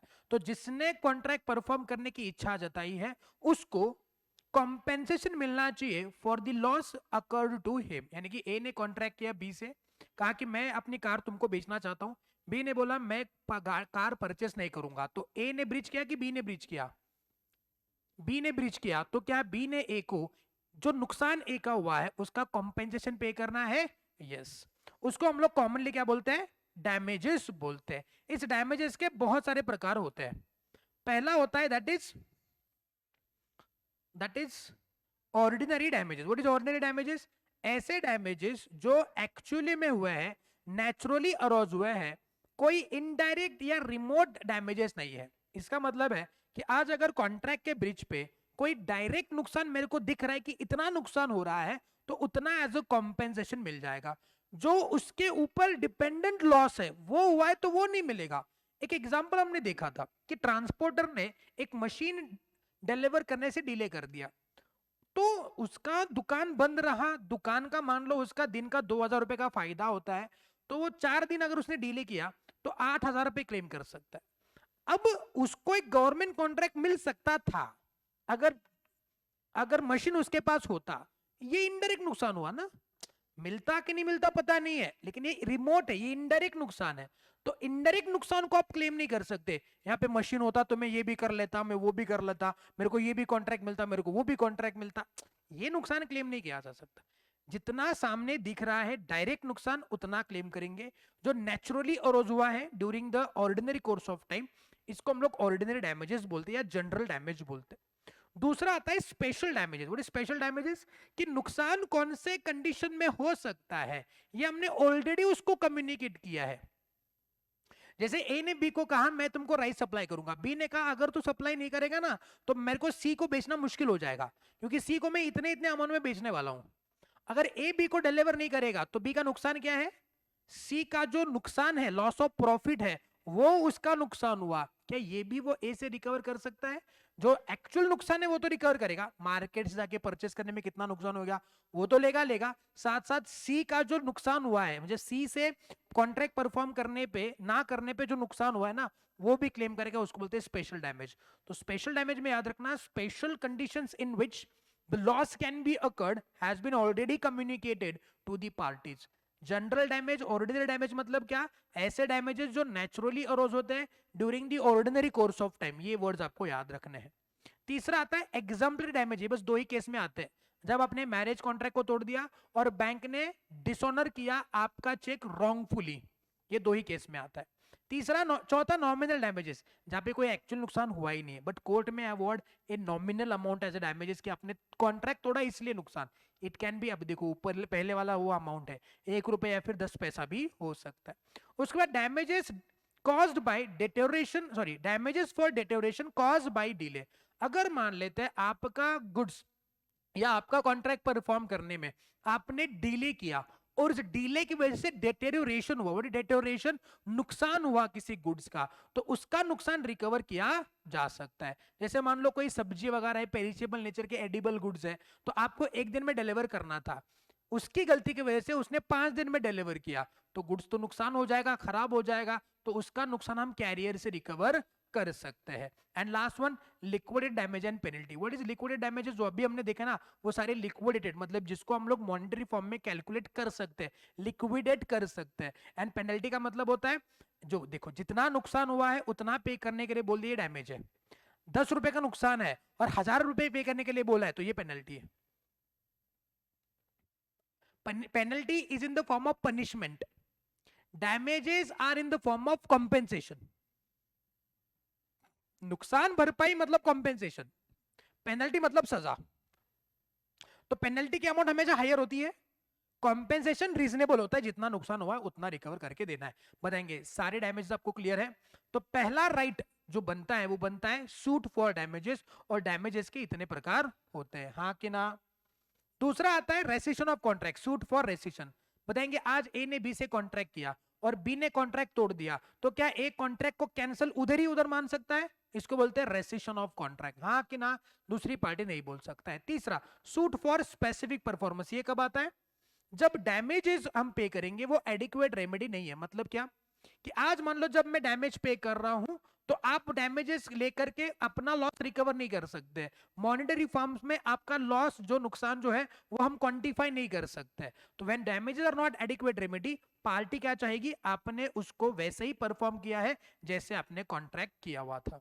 जैसे एग्जांपल वो पिकासो पेंटिंग का याद है आपको? ए ने बी से कहा मैं तुमको पिकासो पेंटिंग बेचूंगा। अब ए को पिकासो पेंटिंग नहीं मिला तो ए ने कहा ठीक है मैंने कॉन्ट्रैक्ट को तोड़ा है, जितना भी नुकसान है मैं तुमको दे दूंगा। बी बोलेगा पैसे को आप किसको झाड़ रहा है, मेरे को पेंटिंग ही चाहिए, बाकी मेरे को कुछ नहीं चाहिए, हाँ कि ना। तो उसको बोलते हैं specific performance, suit for damages, suit for rescission of contract, suit for specific performance. Next आता है suit for injunction. Basically injunction क्या होता है? It is order of the court, हाँ कि ना। तो हमने कॉन्ट्रैक्ट में देखा हुआ था, अगर मान लो अनुष्का भाभी है, अनुष्का भाभी ने करण जौहर से कॉन्ट्रैक्ट किया कि मैं तुम्हारी मूवी में काम करूंगी, 1 साल तक मैं किसी और के मूवी में काम ही नहीं करूंगी। अनुष्का भाभी ने और पैसों के लालच में किसी और प्रोड्यूसर के साथ कॉन्ट्रैक्ट कर लिया कि मैं तुम्हारी मूवी में भी काम करूंगी। तो करण जौहर कोर्ट में जाएगा, एक ऑर्डर लेके आएगा, अनुष्का के थोबड़े में मारेगा, बोलेगा ये रहा कोर्ट का ऑर्डर, तुम अभी उस दूसरे प्रोड्यूसर के मूवी में काम नहीं कर सकती, stop someone from doing something. इसको बोलते हैं ऑर्डर ऑफ इंजंक्शन। तो ये अधिकार करण जौहर के पास आ जाएगा बिकॉज अनुष्का भाभी मैंने कॉन्ट्रैक्ट ब्रीच कर दिया है। आई बात समझ में? Suit for damages, suit for restriction of contract, suit for specific performance and suit for injunction, हाँ कि ना। And last one suit for quantum merit. What is this quantum merit? देखो जिस पर्सन ने जितना कॉन्ट्रैक्ट निभाया है, जितना पूरा किया है, उतने के लिए वो पैसे मांग सकता है। Remuneration can be claim for the work that he has done. Contract चाहे जिसने भी तोड़ा हो, जिसने भी निभाया हो। आज मैंने तुमको बोला है कि मैं तुम्हारे ये 2 रूम पेंट करके दूंगा, मैंने 1 रूम पेंट किया और फिर कॉन्ट्रैक्ट छोड़ दिया, तो क्या 1 रूम का पैसा मैं तुमसे मांग सकता हूं? क्वांटम मेरिट का मतलब होता है जितना तुमने परफॉर्म किया है उतना मैं क्या कर सकता हूं, तुमको पे करने के लिए लायबल हूं। When a person has done some work under the contract and other party repudiated the contract, मतलब मैंने तुम्हारा ये कॉन्ट्रैक्ट परफॉर्म किया और तुमने बोला नहीं नहीं अब तुम कॉन्ट्रैक्ट परफॉर्म मत करो, तो तुमको मुझको 1 रूम का पैसा देना पड़ेगा। समझे बात को? इसको बोलते हैं क्वांटम मेरिट। क्वांटम मतलब क्वांटिटी, मेरिट मतलब जितना परफॉर्म किया है उतना तुमको मिलेगा। So these are the rights available for breach of the contract. Number 1 कौन सा आएगा? Suit for damages, suit for rescission, suit for specific performance, suit for injunction and suit for quantum meruit. सब कुछ इंपॉर्टेंट है, सब पे एक एक बार सवाल आए हुए हैं, तो आपको याद रखना होगा। यूनिट नंबर 5 में ज्यादा कुछ है नहीं, बस इतना ही है। ये क्या हो गया? ब्रीच ऑफ कॉन्ट्रैक्ट और उसके रेमेडीज, हाँ कि ना। खत्म, आपका यूनिट नंबर 5 फिनिश हो गया। एनी डाउट सो फार? ओके, इसके अंदर बस आपको परफॉर्मेंस की एक बात याद रखनी है, actual performance and sorry actual breach and anticipated breach. इस बात को थोड़ा डिस्कस कर लेते हैं, वो एक पॉइंट है जो डिस्कस करने लायक है। तो ब्रीच के 2 प्रकार होते हैं, पहला कौन सा आएगा? एक्चुअल ब्रीच, और दूसरा कौन सा आएगा? Anticipatory breach. What is actual breach? अगर पार्टीज ड्यू डेट पे आके बताएगी कि मैं कॉन्ट्रैक्ट परफॉर्म नहीं करूंगा, तो उसको बोलते हैं एक्चुअल ब्रीच। ड्यू डेट पे आपने कॉन्ट्रैक्ट तोड़ा, तो जिसने कॉन्ट्रैक्ट नहीं तोड़ा यानी कि जो जो एग्रीव्ड पार्टी है उसके पास 2 अधिकार आते हैं। क्या? वो उसी दिन पे कॉन्ट्रैक्ट कैंसिल करेगा, मतलब रेपुडिएट करेगा, कैन रेसिशन करेगा, और he can claim for damage. Damages कौन कौन से? वो general damage, special damage, vindictive damage, आगे ना, वो डैमेजेस। एंटीसिपेटेड ब्रीच में क्या होता है? ये कब होता है? Before due date. जैसे मान लो मैंने कहा कि मैं 30 तारीख को गाड़ी लेके आऊंगा, 30 तारीख को तुमने मुझको पेमेंट करना है, मैं 20 तारीख को आ गया बोल दिया कि मेरे को परफॉर्म करने का नहीं है, मैं तुमको गाड़ी 30 तारीख को नहीं बेच सकता। तो दूसरी पार्टी जो एग्रीव्ड पार्टी है उसके पास ऑप्शन है कि वो उसी दिन कॉन्ट्रैक्ट को कैंसिल माने या फिर वो 30 तारीख तक वेट करेंगे, आएंगे मेरे कर्ण अर्जुन आएंगे। तो वो कर्ण अर्जुन का वेट करेगा 30 तारीख तक, ड्यू डेट तक। तो ड्यू डेट पे और एक कहानी हो सकती है क्या, गाड़ी लेके आएगा यानी कर्ण अर्जुन आएंगे या नहीं आएंगे, कर्ण अर्जुन आ गए तो कोई चिंता नहीं, परफॉर्म हो गया, कोई एक्शन नहीं लेने की गरज नहीं, और नहीं आया तो फिर उस दिन पे वो कॉन्ट्रैक्ट कैंसिल मार के डैमेज क्लेम करेगा, हाँ कि ना। तो यहाँ पे वो क्या करेगा, ऑन दैट डे ओनली क्या करेगा, कॉन्ट्रैक्ट को कैंसिल मानेगा और डैमेजेस के लिए केस फाइल करेगा, या फिर वो क्या करेगा, वेट करेगा, वेट टिल, जोर से बोलो, वेट टिल ड्यू डेट। और उसमें दो कहानी होगी, एक तो परफॉर्म होएगा या परफॉर्म नहीं होगा। परफॉर्म होएगा कोई चिंता करने की गरज नहीं, नो एक्शन, और परफॉर्म नहीं होगा तो वापस ये बात, cancel and damage. Any doubt so far भाई और बहनों, एनी डाउट? पक्का यूनिट नंबर 5 ओवर, इतना ही था, समझे नहीं समझे? Any doubt in unit number 5? Revise करें उसके, सॉरी उसके क्वेश्चन डिस्कस करें आपके सामने, ये रहा। When prior to the due date of performance, the promisor absolutely refuses to perform the contract, it is known as anticipated breach. Very good. In case of an anticipated breach, the aggrieved party may treat the contract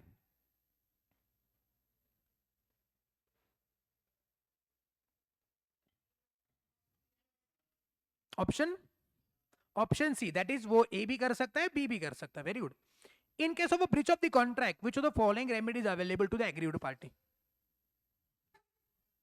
It's all of the above. Very good. Sometimes a party is entitled to compensation in proportion to work done by him. It is possible by suit of quantum merit. Generally, the following damages are not recoverable. Remote damage, indirect नुकसान recover नहीं हो सकता. Damages which arose naturally in the ordinary course of things for the breach of itself are called as a general damages. A contracted to supply 200 bags of rice to B on 30th December 21. After supplying 20 bags of rice, A informed B that he will not supply remaining bags of rice to B. In this case, there is an anticipated breach, actual breach, both of the above, none of the above. During the course of performance, contract तोड़ा है, इसको बोलते हैं anticipated breach. When the court orders the defaulting party to carry out the promise according to the terms of contract, it is called as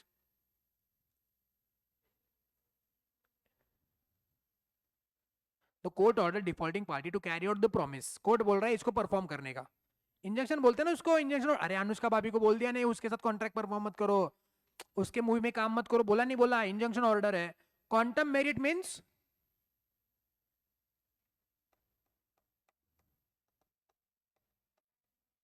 as much as earned. Wrongful dishonor of check by banker having sufficient fund in the account of customer, the court may award exemplary damage, vindictive exemplary damages. Chalo, descriptive. An anticipated breach of contract is a breach of contract occurring before the time fixed for the performance has arrived. ठीक है. Discuss stating also the effect of anticipated breach. What are the effect of anticipated breach? कि वो उसी दिन पे contract को cancel मान के डैमेज क्लेम करेगा या फिर वो ड्यू डेट तक वेट करेगा. ड्यू डेट पे परफॉर्म हुआ, नो एक्शन, नहीं परफॉर्म हुआ तो claim for damages and cancellation of contract. ये उसके इफेक्ट. क्लियर मेरी बात?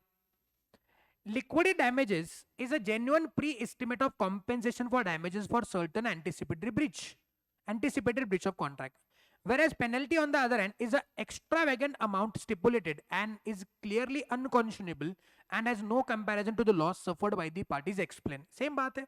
जब मैं damages की बात करता हूं तो वो क्या होता है, compensation के फॉर्म में होता है. जितना नुकसान हुआ है उतना रिकवर करके देंगे. जैसे जनरल डैमेज, स्पेशल डैमेज, मतलब जो नुकसान हुआ है वो रिकवर करके देंगे. It is a form of compensation for the loss. तुमको नुकसान हुआ है तो वो नुकसान भरपाई करके देने के लिए डैमेज होता है. लेकिन पेनल्टी कॉम्पेंसेशन नहीं होता है, पेनल्टी पनिशमेंट होती है. तुमने गलती किया उसकी सजा तुमको मिलेगी. तो पेनल्टी जो है वो एक्स्ट्रावेगेंट मतलब कि हायर अमाउंट पे होता है. डैमेजेस जो होते हैं वो रीजनेबल अमाउंट, जितना नुकसान हुआ है उतना. जैसे मान लो मैंने कॉन्ट्रैक्ट किया, ए ने बी से कॉन्ट्रैक्ट किया कि मैं तुमको माल सप्लाई करूंगा, राइस सप्लाई करूंगा 5000 रुपीज पर बैग. ए ने सप्लाई नहीं किया तो बी को मार्केट से परचेस करना पड़ा 6,000 रुपीज पर बैग, तो कितना नुकसान हुआ? कितना नुकसान हुआ? 1000 का नुकसान हुआ ना। तो ए ने बी को कितना पे करना है? 1000 रुपए पे करना है, हाँ कि ना? उसको बोलते हैं क्या? कॉम्पेंसेशन, बिकॉज बी को मार्केट में जाके परचेस करना पड़ा 6000 में, जबकि वो 5000 में ले सकता था ए से। तो 1000 का नुकसान कॉम्पेंसेशन है। अब इसी चीज के लिए अगर कोर्ट ए को बोलता है कि जाओ जाके इसको 1 लाख रुपए दो क्योंकि तुमने उसका कॉन्ट्रैक्ट तोड़ा है, तो 1 लाख को क्या बोलेंगे? पेनल्टी बोलेंगे। तो ये डिफरेंस होता है पेनल्टी एंड डैमेजेस के बीच में। Next, x entered into contract with by two supply him 1000 water bottles at ₹5 per water bottle to be delivered at a specified time. Thereafter, X contracts with Z for the purchase of 1000 water bottles at ₹4.5 per water bottle, and at the same time told Z that he did so for the purpose of performing his contract entered into Y. Z failed to perform his contract, and in due course, and the market price of each water bottle on that day was ₹5.25 per water bottle. Consequently, X could not procure any water bottle and Y rescinded the contract. Calculate the amount of damages which X could claim from Z in the circumstance. What would be your answer if Z had not informed about Y's contract? Explain with reference to the provision of Indian Contract Act. बताएंगे X ने Y से contract किया, 1000 water बोतल 5 रुपए के हिसाब से उसको सेल करना है। X ने Z से कॉन्ट्रैक्ट किया agree to purchase of 1000 water bottles at ₹4.5, हाँ कि ना? At the same time told Z that he did so for the purpose of performing his contract entered into Y. मतलब X Y को supply कब करेगा? जब X किससे purchase करेगा? Z से परचेस करेगा, हाँ कि ना? X Y को कितने में बेचेगा? 5 रुपए में बेचेगा, हाँ कि ना? नेक्स्ट, और Z X को कितने में बेचेगा? 4.5 रुपीज में बेचेगा, हाँ कि ना? अगर Z X को सप्लाई नहीं कर पाएगा तो X का कितना नुकसान होएगा? 0.5 रुपीज पर बॉटल का नुकसान होगा, जो लॉस ऑफ उसका प्रॉफिट है, यानी कि 500 रुपए, हाँ कि ना? Z ने परफॉर्म नहीं किया, वही हुआ जो नहीं होना चाहिए था। और मार्केट रेट क्या था उस टाइम पे? 5.25। Consequently, X could not procure any water bottle from Y and Y rescinded the contract. मतलब X अभी Y को सप्लाई नहीं कर पाया तो Y ने कॉन्ट्रैक्ट कैंसिल किया। अब बताना है कि X Z से कितना रिकवर करेगा? 750। कैसे? 500 रुपए इस नुकसान के, और अभी 25 पैसा पर बोतल उसको मार्केट से परचेस करना पड़ेगा। तो वो 500 रुपए बेसिकली किसके होंगे? इसको कौन सा डैमेज बोलेंगे? Special damage. और 250 को ऑर्डिनरी डैमेज, जो 250 रुपए उसको देना पड़ा एक्स्ट्रा मार्केट से परचेस करने में, तो 750 रिकवर करेगा। हाँ, अगर X ने Z को बोला नहीं है कि Y को सप्लाई करने के लिए मैंने तेरे से कॉन्ट्रैक्ट किया है, तो कितना रिकवर करेगा? 250 रुपए, जो ऑर्डिनरी डैमेज है, हाँ कि ना?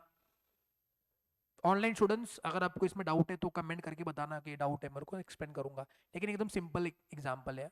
किसी को डाउट? किसी को डाउट? समझा कि ऊपर से क्या बेटा? समझा ना? Very good. आगे, mister Chetan was travelling to Manali with his wife by bus of Himalayan travels private limited. Okay, due to some technical defaults in the bus, the driver has stopped the bus in the midway in the cold night. The driver advised the passenger to get the shelter in the nearest hotel, which was at the distance of only 1 kilometer from that place. The wife of Mr. Chetan caught cold and fell ill due to being asked to get down, and she had to walk in the cold night to reach the hotel. Mr. Chetan filed a suit against Himalayan Travels Private Limited for the damages for personal inconvenience and hotel charges and medical treatment for his wife. Explain कि Mr. Chetan उनसे क्या क्या recover कर सकते हैं? Personal inconvenience recover कर सकते हैं, yes. Medical, hotel charges, yes. Medical treatment, ना मुन्ना ना। आई बात समझ में? क्लियर है? बिकॉज ये रिमोट लॉसेस है, इनडायरेक्ट नुकसान। अब मनाली गए हो तो वहां पे ठंड तो होएगा, वैसे भी तुम बीमार हो सकते थे, घूमना फिरना क्या होटल के रूम में बैठ के करोगे? तो बाहर जाओगे तो तुमको थोड़ा ठंडी विंडी हो सकता है, हाँ, लेकिन तुम्हारा जो वहां से लेकर के तुमको कोई ऑटो रिक्शा या फिर कोई तुमको टैक्सी वगैरह करना पड़ा अगर, तो वो पर्सनल इनकन्वीनियंस हुआ। और होटल तुमको लेना पड़ा, अदरवाइज तुम बस में बैठ करके चले जाते, तो होटल का चार्जेस एक्स्ट्रा पड़ा तुमको, तो वो रिकवरी हो सकता है। मेडिकल ट्रीटमेंट का रिकवरी नहीं हो सकता है। Any doubt? यूनिट नंबर 5 में किसी को कोई दिक्कत? 2 मिनट दे रहा हूं, यूनिट नंबर 5 को गो थ्रू करिएगा, स्कैन करिएगा, कोई डाउट हो तो पूछिएगा। कोई एग्जाम्पल भी क्लियर नहीं तो भी बताना।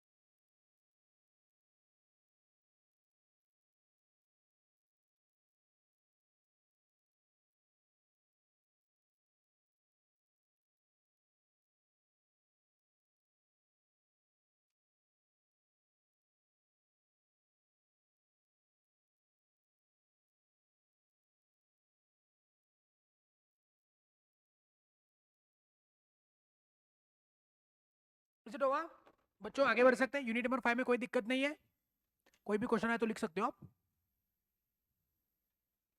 यूनिट नंबर 5 का कोई भी क्वेश्चन लिख सकते हो आप। अरे इतना तो कॉन्फिडेंस दिखाओ भाई, है 10 बार एक ही बात रिवाइज करते हैं हम लोग यहाँ पे, है थोड़ा बहुत तो कॉन्फिडेंस दिखाओ। चलिए अब बात करते हैं लास्ट यूनिट की, unit number 6, that is contingent and quasi contract. अब इसके अंदर हमको दो कॉन्ट्रैक्ट पढ़ना है, पहला कॉन्टिंजेंट कॉन्ट्रैक्ट और दूसरा क्वाजी कॉन्ट्रैक्ट। ठीक है, तो what is contingent and what is quasi? दो कॉन्ट्रैक्ट अलग अलग है, दोनों का एक दूसरे से कोई संबंध नहीं है। तो पहला कॉन्ट्रैक्ट पढ़ते, कौन सा कॉन्ट्रैक्ट? कम ऑन बोलो, कॉन्टिंजेंट कॉन्ट्रैक्ट। थोड़ा शांति से ध्यान देंगे यहाँ पे।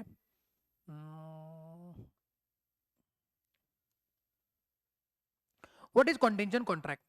तो कॉन्टिंजेंट कॉन्ट्रैक्ट क्या होता है? एक ऐसा कॉन्ट्रैक्ट है जिसको परफॉर्म करना है कि नहीं करना है, ये डिपेंड करता है किसी कोलैटरल इवेंट पे, उसको बोलते हैं contingent contract. The contract which is conditional on some future event happening और नॉन हैपनिंग, मतलब कॉन्ट्रैक्ट टू डू और not to do is depending upon some future uncertain event, उसको बोलते हैं कॉन्टिंजेंट कॉन्ट्रैक्ट। मतलब आज हमारा कॉन्ट्रैक्ट परफॉर्म करना है कि नहीं करना है वो किसी और चीज पे डिपेंड करता है। A classic example of it is what? Is a insurance contract, हाँ कि ना? Insurance contract is a classic example of contingent contract. इसमें क्या होता है, आज इंश्योरेंस कंपनी है, इंश्योरेंस कंपनी और इंश्योर्ड पार्टी के बीच में कॉन्ट्रैक्ट होता है, यानी कि आपकी कोई कार है, आपके साथ कॉन्ट्रैक्ट होगा। कि अगर मान लेते हैं आपकी कार को कुछ नुकसान हुआ तो उसका नुकसान भरपाई हम देंगे, तो हम आपको पैसा देंगे टू डू या नहीं देंगे not to do is depending upon some future uncertain event, that is गाड़ी का नुकसान होना या ना होना। अगर गाड़ी का नुकसान हुआ हम आपको पैसा देंगे, गाड़ी का नुकसान नहीं हुआ हम आपको पैसा नहीं देंगे। To do not to do depending upon some future event happening और नॉन हैपनिंग, उसको बोलते हैं कंटिंजेंट कॉन्ट्रैक्ट। अब जो इवेंट की बात करें वो इवेंट कोलैटरल है। कोलैटरल इवेंट का मतलब क्या होता है? ऐसा इवेंट जो अपने आप में इंडिपेंडेंट है लेकिन कॉन्ट्रैक्ट उस पर डिपेंडेंट है। मतलब गाड़ी का नुकसान होना ना होना इस पे किसी का कंट्रोल है? कॉन्ट्रैक्ट पे वो डिपेंड करता है कि मैंने इंश्योरेंस निकाला तो गाड़ी ठुकेगी, ऐसा है क्या? वो कॉन्ट्रैक्ट अपने आप में इंडिपेंडेंट है लेकिन उसके होने या ना होने पे मेरा कॉन्ट्रैक्ट डिपेंडेंट है ना, हाँ कि ना? तो कॉन्ट्रैक्ट टू डू और not to do depending upon some future uncertain event, उसको बोलते हैं क्या? कम ऑन, कॉन्टिंजेंट कॉन्ट्रैक्ट, हाँ कि ना? कॉन्टिंजेंट कॉन्ट्रैक्ट परफॉर्म कैसे होता है बताओ? अगर आपका कॉन्ट्रैक्ट किसी फ्यूचर इवेंट के होने पे डिपेंड करता है तो कॉन्ट्रैक्ट एनफोर्सेबल कब है? जब वो इवेंट होएगा। अगर आपका कॉन्ट्रैक्ट डिपेंड करता है किसी फ्यूचर अनसर्टेन इवेंट के ना होने पे तो कॉन्ट्रैक्ट कब एनफोर्सेबल होगा? आपका वो इवेंट ना होने पे। जैसे कि आपको पैसा कब देंगे? जब गाड़ी का नुकसान होएगा, होएगा तब एनफोर्सेबल, नहीं होएगा, हाँ कि ना? अगर वो शिप वापस नहीं आएगी तो मैं तुमको पैसा दूंगा, तो क्या होना चाहिए? नॉन हैपनिंग, तो मैं आपको पैसा दूंगा, हाँ कि ना? अच्छा वो इवेंट होना है पर्टिकुलर पीरियड ऑफ टाइम पे, तो एनफोर्सेबल कब होगा? वो इवेंट होना चाहिए और पर्टिकुलर टाइम पे होना चाहिए। इंश्योरेंस वही तो है ना, गाड़ी का नुकसान हुआ 1 साल में तब पैसा दूंगा, 1 साल के बाद हुआ तो, हाँ कि ना? अगर मान लो आपका इवेंट, आपका कॉन्ट्रैक्ट डिपेंड कर रहा है किसी इवेंट के किसी टाइम पे ना होने पे, तो इवेंट नहीं होना चाहिए, कौन सा टाइम पे? उस टाइम में नहीं होना चाहिए, तो आपका कॉन्ट्रैक्ट एनफोर्सेबल। अच्छा वो इवेंट उस टाइम के बाद हुआ तो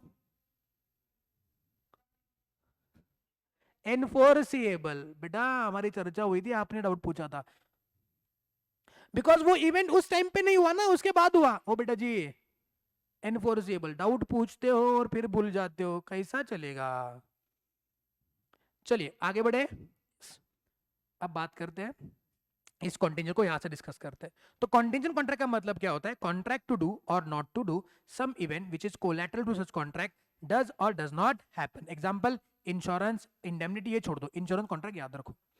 कॉन्ट्रैक्ट कॉन्टिंजेंट होता है अपॉन क्या बोलो? हैपनिंग ऑफ एन इवेंट या non happening of an event, या किसी एक पर्सन के बिहेवियर पे जो स्पेसिफाइड टाइम पे होगा, या इवेंट होगा स्पेसिफाइड टाइम पे, या इवेंट नहीं होगा इन स्पेसिफाइड पीरियड ऑफ टाइम। और अगर इम्पॉसिबल इवेंट पे अगर कोई कॉन्ट्रैक्ट डिपेंड करता है तो कॉन्ट्रैक्ट वॉइड होता है। इम्पॉसिबल इवेंट पे आपका कॉन्ट्रैक्ट डिपेंड हो ही नहीं सकता है। एनफोर्सेबल कब होएगा?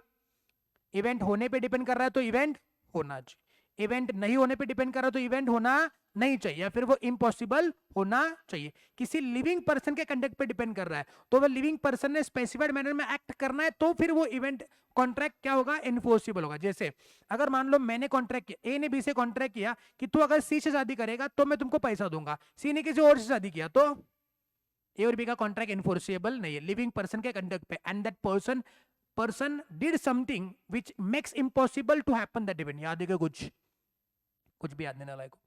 इवेंट होने पे स्पेसिफाइड टाइम पे तो इवेंट होना चाहिए स्पेसिफाइड टाइम में तो इन्फोर्सेबल।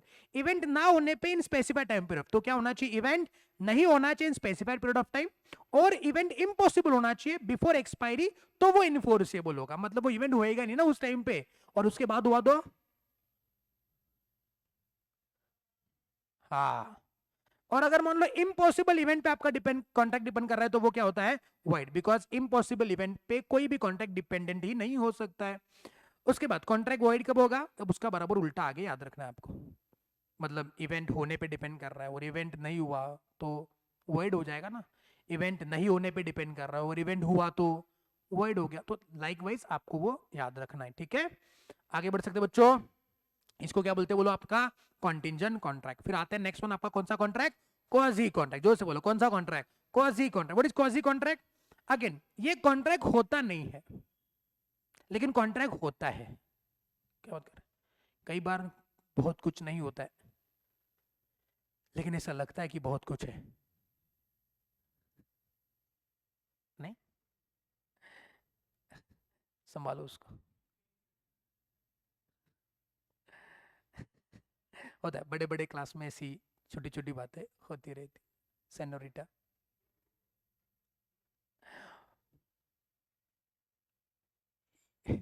छोड़ो, मैं अभी कुछ बोलने वाला था। क्वाजी कॉन्ट्रैक्ट का मतलब क्या होता है? कॉन्ट्रैक्ट, इधर कॉन्ट्रैक्ट नहीं है लेकिन कॉन्ट्रैक्ट है। मतलब आज ये कॉन्ट्रैक्ट हमने बनाया नहीं है, लॉ ने उसको बनाया है। हाँ कि ना? आज ये कॉन्ट्रैक्ट हमने बनाया, लॉ ने उसको बनाया। लॉ ने हमारे ऊपर ऐसे ऑब्लिगेशन प्लेस किए हैं जैसे ये लगेगा कि ये कॉन्ट्रैक्ट बना के ऑब्लिगेशन फिक्स किए। यूजुअली हमने वो बनाया नहीं है। हाँ कि ना? जैसे फाइंडर ऑफ गुड्स रहे, मैं रास्ते से जा रहा था, बेलपूरी खा रहा था। हाँ, अब आया ना रिवीजन में मजा। तुमको अगर मैंने दिए हुए एग्जांपल याद है तो मजा आता है, याद नहीं आता तो फिर मजा नहीं आएगा ना। हाँ कि ना? तो मैं रास्ते से जा रहा था, भेलपुरी खा रहा था और भेलपुरी खाते खाते मेरा वॉलेट गिर गया। हाँ कि ना? और वो वॉलेट मान लो सही जी को मिल गया।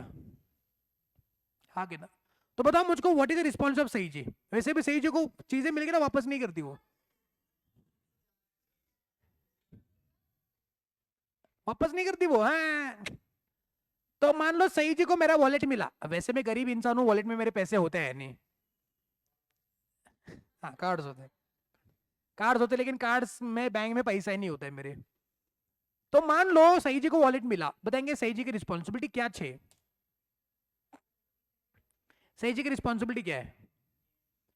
प्रॉपर केयर नहीं, उसने वॉलेट मेरे को देने गए, पहला ये रिस्पॉन्सिबिलिटी है। हाँ, प्रॉपर केयर अपने पास रखेंगे वॉलेट को, है मस्त, तो उसको ऐसा ड्रॉवर में डाल के एक किल्ली बिल वाले, यार मेरे को मेरा वॉलेट चाहिए भाई। तो वॉलेट को वापस करना ये उसकी रिस्पॉन्सिबिलिटी। हाँ कि ना? फाइंडर ऑफ उसकी रिस्पॉन्सिबिलिटी क्या है? वॉलेट को वापस करना है, मतलब to give that thing back to the true owner. अब जब तक मैं नहीं मिलता तब तक क्या रिस्पॉन्सिबिलिटी बेटा? हाँ, he has to take the reasonable care of the goods and he should not make an inconsistent use of the goods। मतलब जैसे बेली, बेली, बेली, बेलमेन कॉन्ट्रैक्ट में बेलर होता है, बेली होता है। हाँ कि ना? याद है? बेलमेन कॉन्ट्रैक्ट पढ़ना है हमको। तो बेली मतलब कौन? जो सुनार था, सुनार याद है? मैंने ज्वेलरी दिया था पॉलिशिंग के लिए, सुनार के पास वो ज्वेलरी था, काम होने के बाद गुड्स को वापस करने का है, तो बेलमेन कॉन्ट्रैक्ट है। बेलर बेली, मैं ज्वेलरी दे रहा हूँ, बेलर बेली जो ज्वेलरी ले रहा है। तो बेली की रिस्पॉन्सिबिलिटी क्या है? उसका ठीक से ध्यान रखने का, गुड्स को इनकंसिस्टेंट यूज करने का नहीं, उसको अप्रोप्रिएट करने का नहीं। हाँ कि ना? तो सेम रिस्पॉन्सिबिलिटी किसकी आएगी? फाइंडर ऑफ गुड्स की आएगी। तो बताएंगे मैंने और सही जी ने मिलकर कॉन्ट्रैक्ट बना था क्या कि मैं रास्ते जाऊंगा, बेलपुरी खाऊंगा, बराबर ये पे वॉलेट गिरेगा और तुमने वॉलेट को लेना है। हाँ, अभी तुम्हारी रिस्पॉन्सिबिलिटी आएगी बाद में, तुमने वॉलेट को ठीक से नहीं रखोगे ना, केस फाइल करूंगा मैं। क्या ऐसा कोई कॉन्ट्रैक्ट हुआ था क्या हमारे बीच में? लेकिन लॉ ने क्या ये हमारे बीच में ऑब्लिगेशन प्लेस कर दिया है? इसको ही बोलते हैं क्वाजी कॉन्ट्रैक्ट, जो कॉन्ट्रैक्ट नहीं है लेकिन है, कुछ नहीं है लेकिन बहुत कुछ है। उसको बोलते हैं क्वाजी कॉन्ट्रैक्ट। हाँ कि ना? कभी कभार समझता भी नहीं कि है कि नहीं है। कॉन्ट्रैक्ट, कॉन्ट्रैक्ट उसको बोलते हैं क्वाजी कॉन्ट्रैक्ट। हाँ कि ना? चलिए नलायको, अपने अपने यादों को थोड़ा बाजू में रखो और यहाँ पे आ जाओ, ये तो अपने अपने स्टोरी में घुस गए बच्चे नलायक। कुछ स्पेशल सर्कमस्टेंसेस, कुछ स्पेशल सर्कमस्टेंसेस में law creates the legal rights and obligations over the parties, जिसको हमने कभी एंटर ही नहीं किया है। मतलब ऐसे कॉन्ट्रैक्ट जो हमने किए ही नहीं है लेकिन लॉ बोलता है कि तुम्हारे ऊपर ये ऑब्लिगेशन छे, तो उसको हम लोग क्या बोलते हैं? Quasi contract. क्वाजी कॉन्ट्रैक्ट के एग्जांपल क्या हो सकते हैं? अगर मान लो हमने किसी इनकॉम्पिटेंट पार्टी को नेसेसिटी सप्लाई की है, तो क्या वो लाइबल होता है टू पे? माइनर, माइनर लॉ ने, हमने कॉन्ट्रैक्ट किया नहीं, लॉ बोलता है माइनर लाइबल है। हाँ, उसकी प्रॉपर्टी से लाइबल, लेकिन लाइबल तो है। दूसरा, अगर मान लेते हैं हम पेमेंट करते हैं लेकिन उसमें हमारा कोई इंटरेस्ट ही नहीं है, पेमेंट बाय इंटरेस्टेड पर्सन। हाँ कि ना? कुछ याद है कि नहीं? मतलब मैं एक टेनेंट टू, मैंने अपने लैंडलॉर्ड के बिहाफ पे गवर्नमेंट के टैक्सेस पे किए। क्यों पे किए? बिकॉज मैं पे नहीं करूंगा तो गवर्नमेंट आकर के ये घर सील कर देगा, मैं अननेसेसरी रास्ते पे आ जाऊंगा, तो मैं रास्ते पे ना आऊं, इसलिए मैंने अपने लैंडलॉर्ड के बिहाफ पे उसका पेमेंट किया। तो क्या उसका रीइंबर्स मैं अपने लैंडलॉर्ड से ले सकता हूं? क्यों लैंडलॉर्ड के साथ आपका कॉन्ट्रैक्ट हुआ था कि आप प्रॉपर्टी टैक्स पे करोगे? नहीं, लेकिन लॉ बोलता है कि अभी इस केस में आपको पे करना होगा। लैंडलॉर्ड इज लाइबल टू पे, कॉम्पेंसेट और रीइंबर्स द एक्सपेंसेस या फिर प्रॉपर्टी टैक्स, ये उसकी ऑब्लिगेशन है, भले कॉन्ट्रैक्ट एंटर नहीं हुआ था। उसको बोलते हैं पेमेंट बाय इंटरेस्टेड पर्सन। अगर कोई पर्सन ऐसे एक्ट्स का बेनिफिट एंजॉय कर रहा है जो नॉन ग्रेटिट्यूअस है, यानी विदाउट एनी कॉस्ट है, रिक्शा वाला एग्जांपल दिया था मैंने, रिक्शा वाला जा रहा रास्ते से, आपने उसको रोक दिया, भाई रुक रुक रुक, आप रिक्शा में चढ़ गए, बोले मेरे को राजारामपुरी छोड़ दे, राजारामपुरी आप रिक्शा उतर के निकल गए, बताएंगे क्या आप पैसा पे करने के लायबल हो? आप बोलेंगे नहीं मेरे को लगा तो ऐसे ही घूम रहा है, ऐसे घूम रहा है रिक्शा वाला, वो नॉन ग्रेटिट्यूअस एक्ट कर रहा है, उसके बेनिफिट आपने एंजॉय कर ली, you are liable to pay. कोई कॉन्ट्रैक्ट नहीं हुआ है लेकिन फिर भी you are liable to pay. Responsibility of finder of goods मैंने अभी आपको बता दिया। And last one, liability of person to whom the money is paid under the mistake और कोर्शन। अगर किसी पर्सन को गलती से कोई पेमेंट ट्रांसफर हुआ, गूगल पे में ऐसा हमेशा हो सकता है कि मैंने पेमेंट किसी को ट्रांसफर करना, किसी और को चला गया, तो जिसको वो पेमेंट चला गया उसने उस ट्रू ओनर को वो पैसा वापस करना है, द आंसर इज यस। तो ये होते हैं कुछ केसेस, क्या बोलो, आपके क्वाजी कॉन्ट्रैक्ट। एग्जाम में सवाल आ सकता है कि what are the cases of quasi contract, या हर एक के ऊपर एक एक केस स्टडी वाला सवाल बन सकता है। You have to be very clear with each and every case. बताएंगे एनी डाउट सो फार? अरे क्वाजी कॉन्ट्रैक्ट फिनिश, पक्का?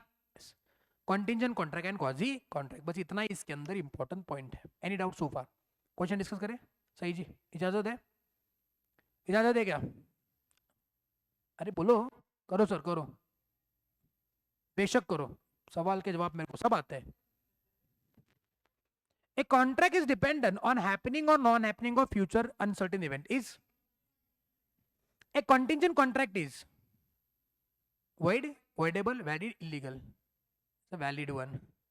A contingent contract depending upon happening of future uncertain event can be enforced when event happens. A agrees to pay 1 lakh rupees to B if he brings on earth a star from sky. Very good. मैं तुम्हारे लिए चांद तारे तोड़ के लेके आऊंगा। Girlfriend बोली फिर लेके आ, चल अभी निकल। इन्फोर्सिबल है, कोर्ट में जाके बोल जो सब इसको फांसी दो तू, न जाने क्या क्या बड़बड़ता है, चांद तारे तोड़ के लेके आऊंगा का 7 बार तुमच्या तीर्थरूपांच्या नावावर आहे, इथं आपल्या पृथ्वीवर 1 सेंटीमीटर जागा नावावर नाही, आणि हा चंद्र आणि तारे तोडायचं बाता करतोय। ऐसा कुछ नहीं होता है भाई, प्यार में ऐसी गलत सलत बातों का प्रॉमिस मत करो भाई, लॉजिकल बात करो, जो दे सकते वो बात करो, आके ना। ये क्या होता है स्पेसिफिकली? वॉइड, अनएनफोर्सेबल। और बेटा तुमने ऐसा कोई वादा किया किसी से? हाँ नहीं ना, वॉइड हो बेटा। हाँ क्या ये जवाब आता है तुमको बराबर? इसको छोड़ के कुछ इसको छोड़ के कुछ आता है तुमको? Which of the following is not a contingent contract? कौन सा कॉन्टिंजेंट नहीं है, बताओ, नहीं है। A promise to pay B if he repairs scooter, यही है और क्या ही है, बाकी पढ़ने की गरज ही नहीं है, ये नॉर्मल कॉन्ट्रैक्ट है। तुम मेरा स्कूटर रिपेयर करके दो, मैं तुमको पैसा दूंगा, ये कहेगा कॉन्टिंजेंट हो गया भाई? हाँ, मैं तुमको पैसा दूंगा, अगर वो ऐसा हुआ तो फिर ये कॉन्टिंजेंट है। तो option number is correct. Which of the following statement regarding which of the following statement regarding quasi contract is incorrect? Quasi contract, contingent नहीं, quasi incorrect है। It resembles to contract, it is imposed by law, ये सही है। It is based on the doctrine of unjust enrichment, सही है। And it is voluntary created, ये incorrect है, ये correct option है। सही जी, संभालो अपने आप को। For the contingent contract, the event must be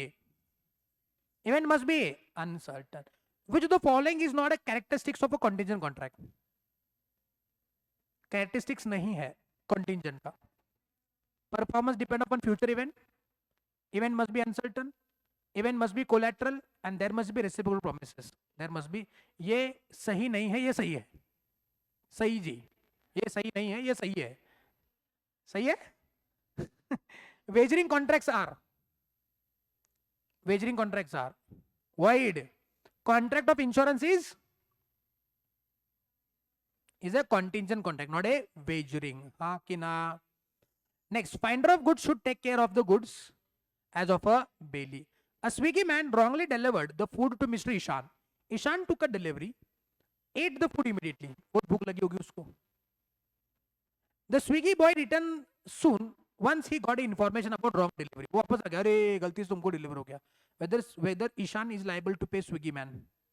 The answer is yes. क्या आएगा? Payment by interested person. ने वो इंटरेस्टेड है ना पाने के लिए, खाने में इंटरेस्टेड है ना वो. Obligation of a person enjoying the benefits of non gratuitous act. Explain the term quasi contract. क्या क्वाजी कॉन्ट्रैक्ट क्या होता है?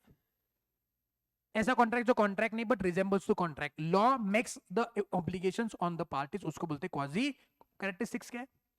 फीचर लिख दिया जाओ, मैंने बोला था ना क्वाजी कॉन्ट्रैक्ट की फीचर्स, वो लिख के आने का है. सही बात है. Next one. X a minor was studying in MCom in a college. On 1st July 21, he took a loan of rupees 1 lakh from B for the payment of his college fees. To purchase the books and agreed to repay by 31st December 21. X possesses assets worth rupees 9 lakh. On the due date, X fails to pay back the loan to B.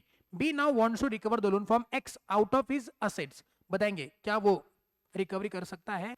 Yes, asset से recovery करेगा. क्या आएगा यहाँ पे? कौन सा contract? Quasi contract है. Claims for necessities supply to incompetent person.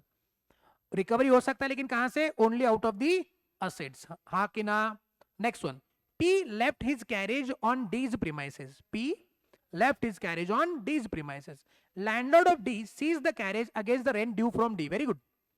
D paid the rent and got his carriage released. Can P recover the amount from D?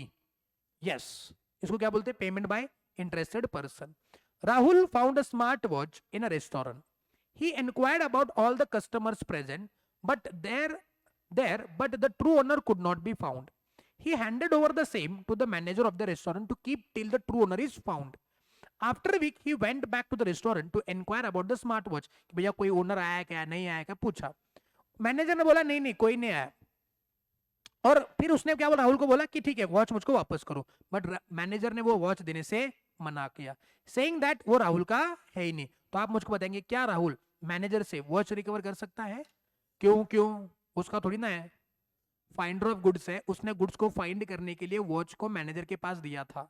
आज मान लो उसको वो नहीं मिल रहा है पर्सन, तो वॉच को वो मैनेजर से वापस ले सकता है. हाँ कि ना?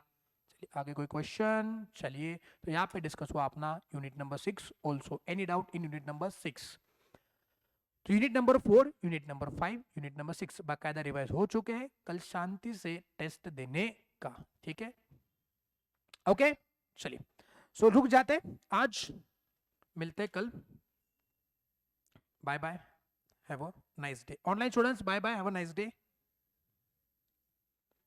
अब बेटा कोई डाउट? सॉरी, टेस्ट का टाइमिंग जरा बताता हूं मैं. बताता हूं. हाँ 100 मार्क है. खुश?